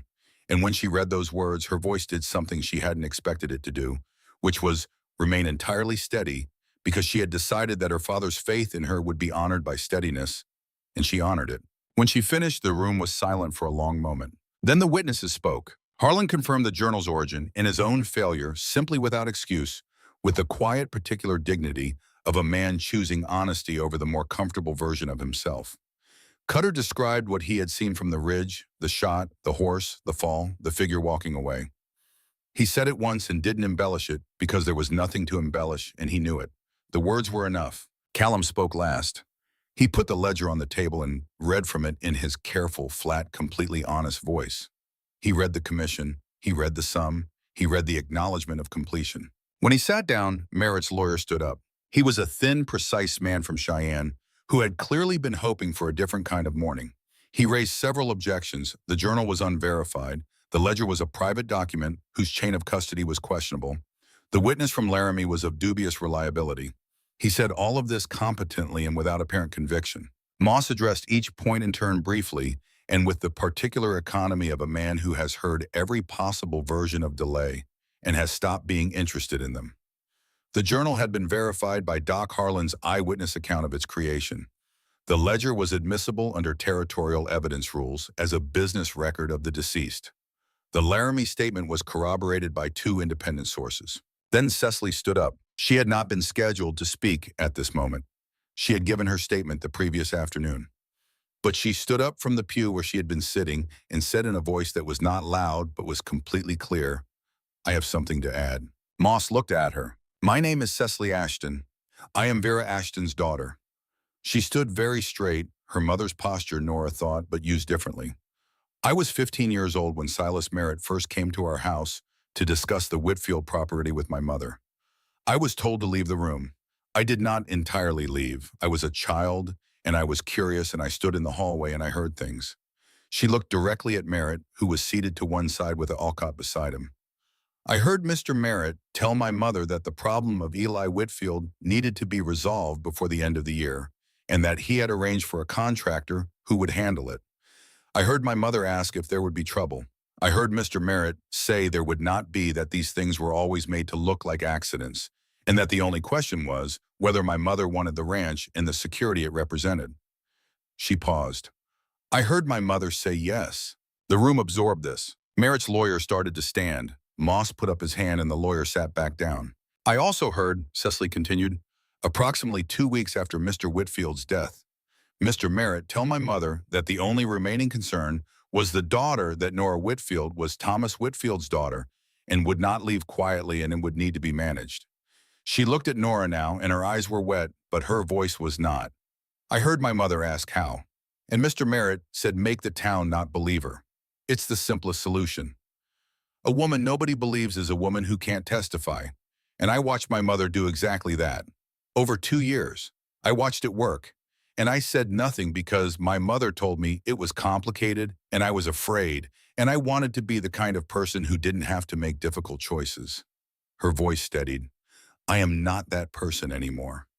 I am sorry it took me this long to stop being her." She sat down. The church was silent for 5 full seconds. The silence of a room in which something has just been said and has changed the shape of everything. Then the room found its voice. Not all at once, gradually, the way a river fills from tributaries rather than from a single source.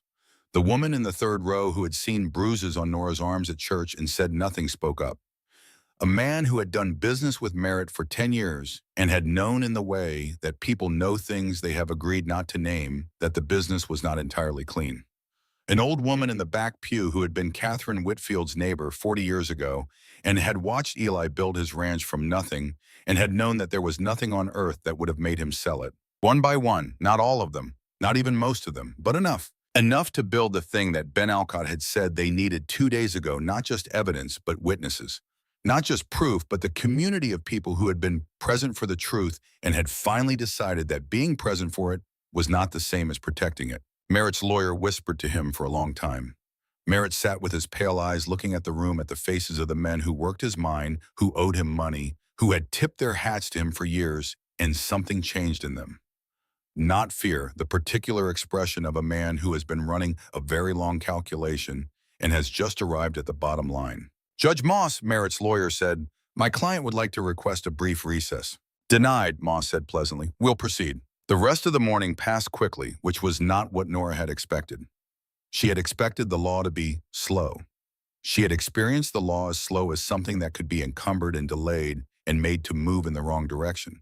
But Moss moved through the evidence with the practiced efficiency of a man who understood that justice delayed is justice rearranged by whoever has the most patience, and he had no interest in anyone else rearranging this. By 11 o'clock, he had heard everything. He sat for a moment with his hands flat on the table looking at the papers before him. The evidence before this court establishes to the satisfaction of the court the following, he said, that Eli Whitfield died as the result of actions taken by or directed by Silas Merritt constituting murder in the first degree under the Territorial Code. That the subsequent transfer of Whitfield Ranch property to Vera Ashton was effected through fraudulent documentation constituting theft of property and fraud on the court. That the systematic discrediting of Nora Whitfield over the subsequent 2 years constitutes criminal conspiracy to obstruct justice. He looked at Merritt, then at the table where Vera's representation sat without Vera, because Vera had asked not to be present and had been permitted the dignity of this one thing. Silas Merritt is remanded to territorial custody pending trial on all charges. Vera Ashton is remanded to custody pending a separate proceeding in which the court will take into account her cooperation in the testimony of her daughter. He paused. The Whitfield Ranch and all associated properties and water rights are hereby restored to their rightful owner, Nora Whitfield, daughter of Eli Whitfield, effective immediately. The church found its voice again, this time less gradually, a single wave that passed through the room from front to back. May Tilson made a sound that was not quite crying but was adjacent to it. Alcott beside Merritt put his hand briefly on the table as if steadying himself.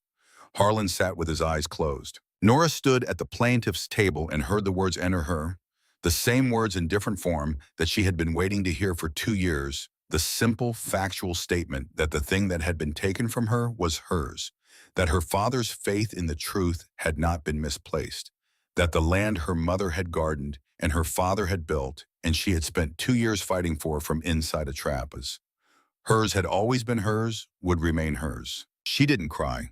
She had decided somewhere in the past day that she had spent enough of her life in the company of things that made her want to cry, and that this moment was going to be different. This moment was going to be received standing up. She was standing up. Callum was beside her. She didn't know exactly when he had moved from the witness table to stand beside her. She had been looking at Moss, but he was there close enough that she could feel the solid warmth of him. And he wasn't touching her, he was simply there. And she found that this was exactly what she needed, not to be held up, but to have someone beside her while she held herself up. She reached over without looking and found his hand. His fingers closed around hers. The church continued its noise around them, and Millhaven began the process of reckoning with 2 years of things it had known and not said, and outside the windows, the Wyoming summer was finally getting its rain. The weeks that followed moved at a different rhythm than the weeks before. Nora returned to the ranch on a Thursday afternoon, arriving on horseback with May beside her in Alcott's formal order in her coat pocket. To find the property in the state she had expected, fences needing work, the hay barn undersupplied, the kitchen garden overtaken by the summer's neglect, the house still smelling of Vera Ashton's particular management. She stood in the yard of her father's ranch for a long time before she went inside. The house felt different without Vera in it. Not only better, different. Smaller in the rooms that Vera had claimed with her careful furnishings and her management. Larger in the parts that had always been her father's and that she had been allowed to occupy only in the margins. She walked through it slowly, touching things, the doorframe of the kitchen where Eli had made his height marks when she was a child, the windowsill in the front room where her mother had kept dried flowers because she liked having something alive, even in winter. The worn place on the porch step where her father's right boot had landed 10,000 times in 20 years of mornings. She went to her mother's grave in the small enclosure behind the kitchen garden, and then to the place by the north pasture fence where Eli had always said he would be buried when the time came, the spot with the best view of the mountains, he had said, because a man spent enough of his life looking at the close-up of things, and at the end he wanted the long view. He wasn't buried there. They had never found his body. But she stood at the fence post and looked at the mountains, which were blue and specific in the after-rain clarity. And she said the things she had been saving for this moment, not aloud, not entirely just the shape of them in her mind, the accumulated words of 2 years of not being able to say what she needed to say. She said them to the mountains and the wet grass and the particular quality of Wyoming light in late afternoon, and she felt them heard because things said honestly to the people who know us are always somehow heard even through the permanent silence of the dead. She was there long enough that the light changed. She heard footsteps in the grass behind her and knew them before she turned. Callum had come up from where the herd was settled. He had spent the day organizing the remaining sale of the cattle. Millhaven didn't need 200 head, but the neighboring ranches were willing to split the purchase, and Elias had been managing the negotiations with his characteristic quiet efficiency. There was a bruise on his cheekbone that was turning yellow, now almost healed. He was carrying his hat in his hands, which she had noticed was something he did when he was about to say something that mattered. He stood beside her and looked at the mountains. "You asked me to ask you again," he said, when this was over. "I remember. Is it over?" She thought about this. "The emergency is over," she said. "There'll be a trial. There'll be months of legal business. There'll be things that have to be rebuilt." She looked at the mountains. "But the thing I was fighting to get back, yes, that's done." "Then I'm asking." She turned to look at him. In the long afternoon light, he looked like exactly what he was, a man who had ridden a long way towards something he couldn't name and had arrived at it and was now for the first time entirely still. "You want to stay," she said. "I want to stay. You've been moving since you were 13 years old." "I know. This is hard work," she said. "The ranch needs everything. The drought's taken its toll, and I have no hands and no money and months of rebuilding ahead. I know that too. And I can't." She paused. "I'm not easy to know. I've spent 2 years managing everything alone, and I don't know how to stop doing that all at once. I'll try, but I'll probably fail at it sometimes, and you'll have to—" "Nora." His voice was very quiet. She stopped. "I know," he said. "All of it. I'm not asking because I think it will be easy. I'm asking because—" He paused, and she could see him choosing the words with the same care he gave to everything, not reaching for the easy version, but for the true one. "Because I have been looking for a place that felt like it was asking me to stay. Not just a piece of ground. A life, something that required me to be present in it." He looked at her. I found it at a well on a July morning when a woman with wrapped wrists told me she could manage a bucket herself, and I have been here in my mind ever since. The rest of me is just catching up." The mountains held their color. The wet grass glittered in the slant light. Somewhere in the north pasture, the cattle had settled for the evening, making the low, patient sounds of animals that have found water and have no immediate complaints. "You can stay," Nora said. Something in his face broke open, not dramatically, not with visible demonstration, but the way things open when they have been held carefully for a long time, and the holding is no longer necessary. He looked younger. He looked, she thought, like a man who has been carrying something since he was 8 years old and has just been told gently and with complete authority that he can set it down. He reached into his vest pocket and brought out something she hadn't expected, a folded piece of paper. "What is that?" she asked. "I wrote it last night," he said, "after the hearing." He held it out. "I didn't know if I would give it to you, but I carried it today and it wanted to be given." She took it. She unfolded it. His handwriting was what she would have guessed: steady, slightly angular, functional. Not trying to be beautiful, but managing it anyway by virtue of honest effort. There were 6 lines. "I have not known how to stay in one place since I was 8 years old. I have tried to make a virtue of this. I have told myself that a man who moves never has to lose anything because he never owns anything long enough to lose it. This is not a virtue, it is just a way of not being hurt. I would like to be hurt if it means I am also here." She read it twice. Then she folded it and put it inside her coat beside the journal. She looked at him. "Ask me the question," she said. He looked at her for a moment, that honest, unhurried assessment, the look of a man who wants to be sure he has heard correctly. Then he reached into his other vest pocket and brought out a ring. It was a thin gold band, plain and unornamented. He held it in his rough fingers in the evening light, like a small, particular thing he had been waiting to know the use of. He got down on one knee in the wet grass of the north pasture fence with the Wyoming mountains behind him and the evening coming on and the smell of rain still in the air. "Nora Whitfield," he said, "will you marry me?" She looked at him kneeling in the wet grass with no performance about it, no flourish, no careful staging of the moment. Just a man who meant what he said on one knee in the grass, holding a plain ring, watching her face. "Yes," she said. He put the ring on her finger. It fit as though it had been made, to which it had not been, he had guessed, at the size he admitted later, and either he was perceptive or the world was being cooperative. She didn't care which. It fit. He stood and she reached for him, and he held her carefully at first, as though she was something that had been through a great deal and deserved to be held carefully and then fully, as though she was something solid and permanent and entirely his to hold. She let him. From below the ridge, May Tilson's voice reached them. If you two are finished with whatever that was, supper's been ready for 20 minutes. Nora laughed against Callum's shoulder.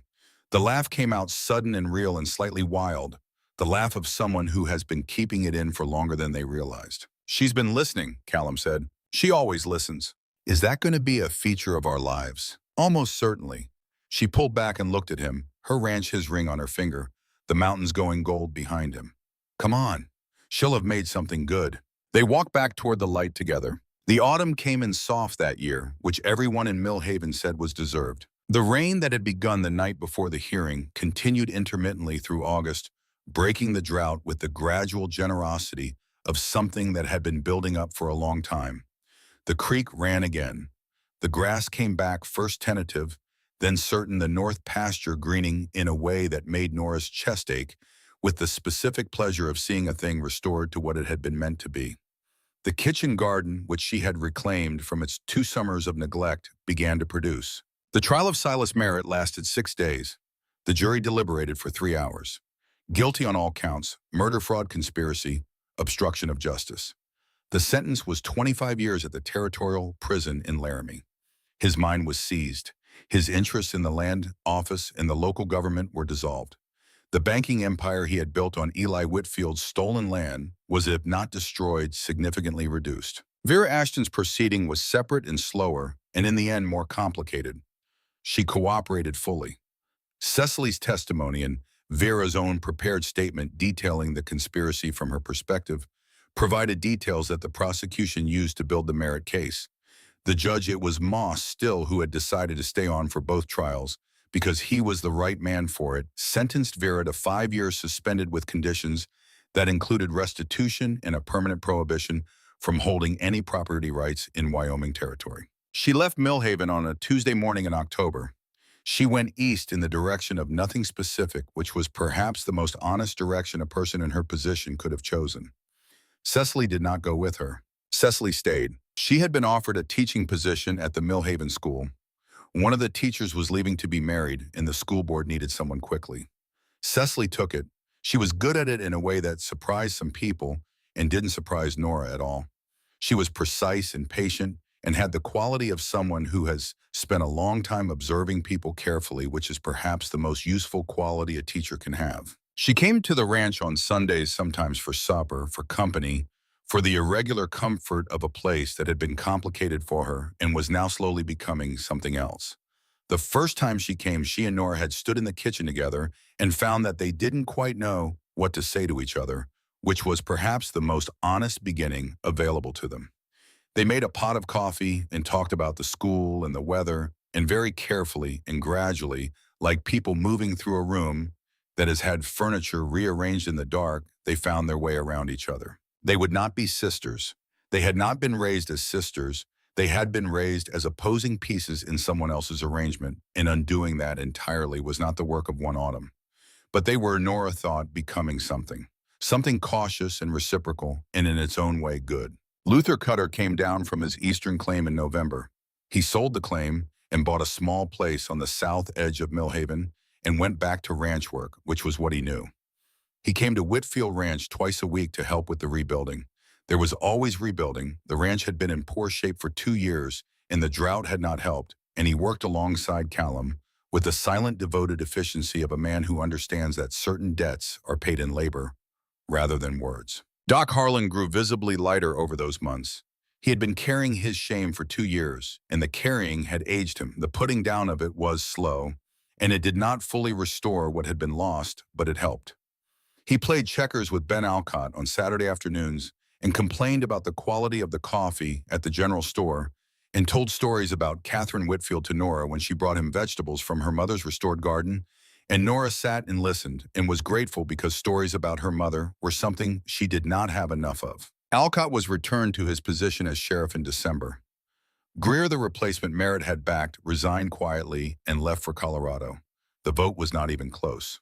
Elias Pope stayed through the winter, nominally helping Callum with the remaining herd, But primarily, Nora thought, because he had decided that this was the right place to be for a while, and he trusted his own judgment on these matters.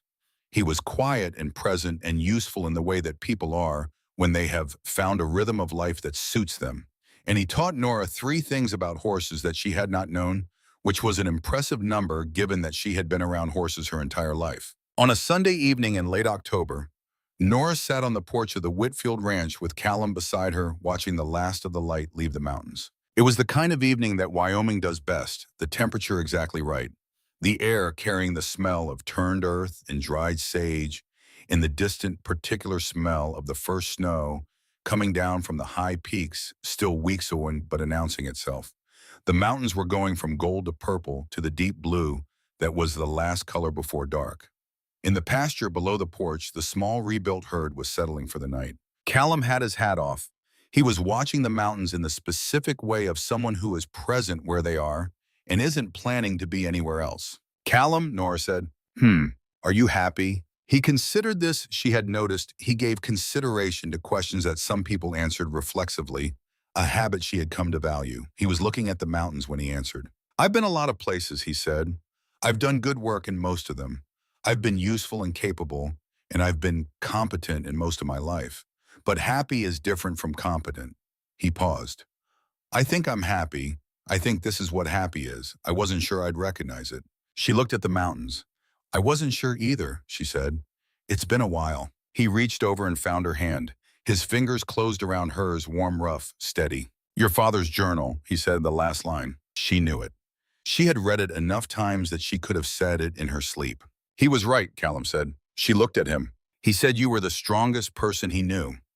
He was looking at her now, not at the mountains, those honest, unhurried eyes.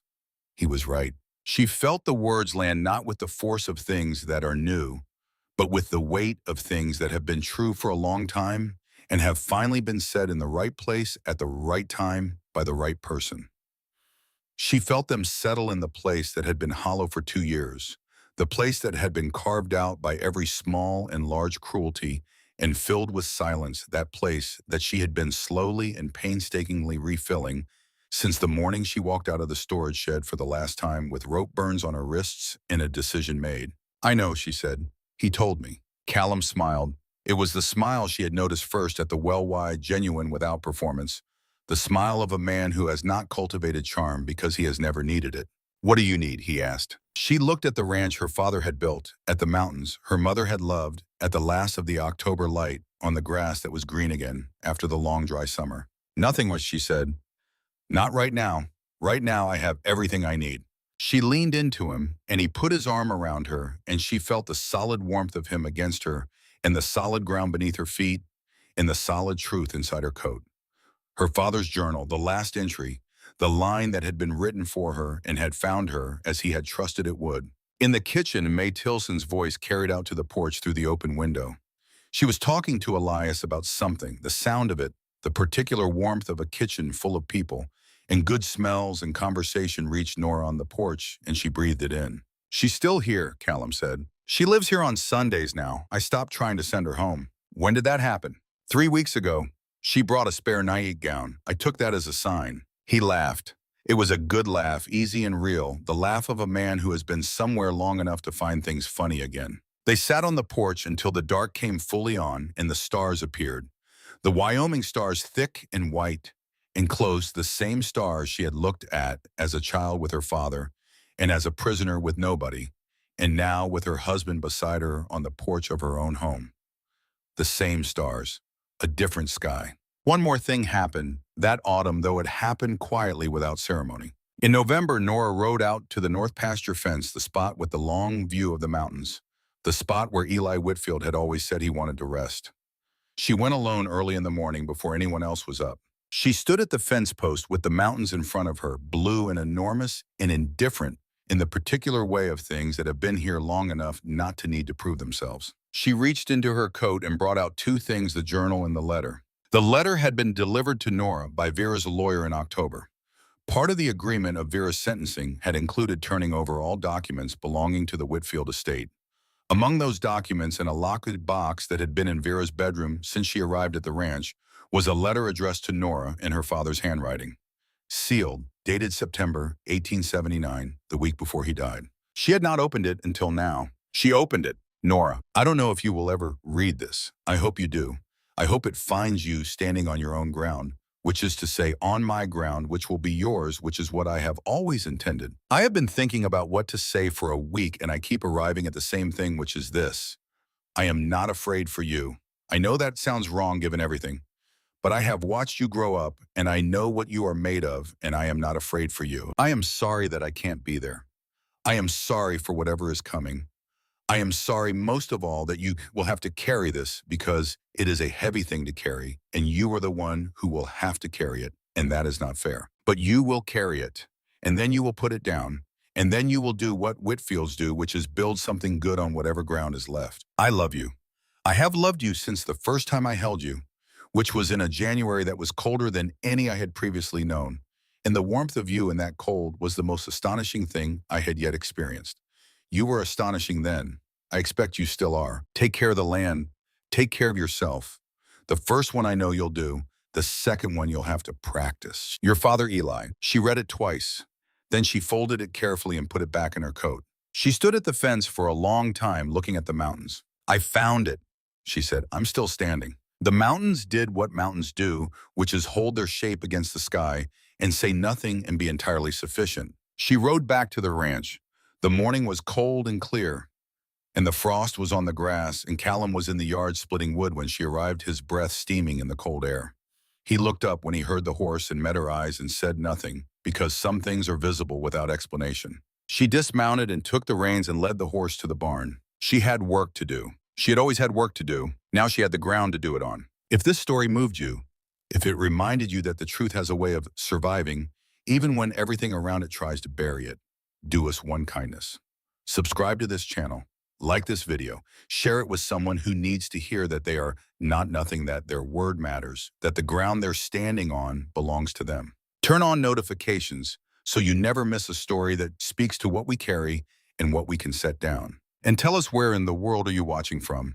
We would love to know how far Nora's story has traveled. Thank you for being here. Thank you for listening. You are seen, you are valued, and you are stronger than anyone ever told you. Until next time.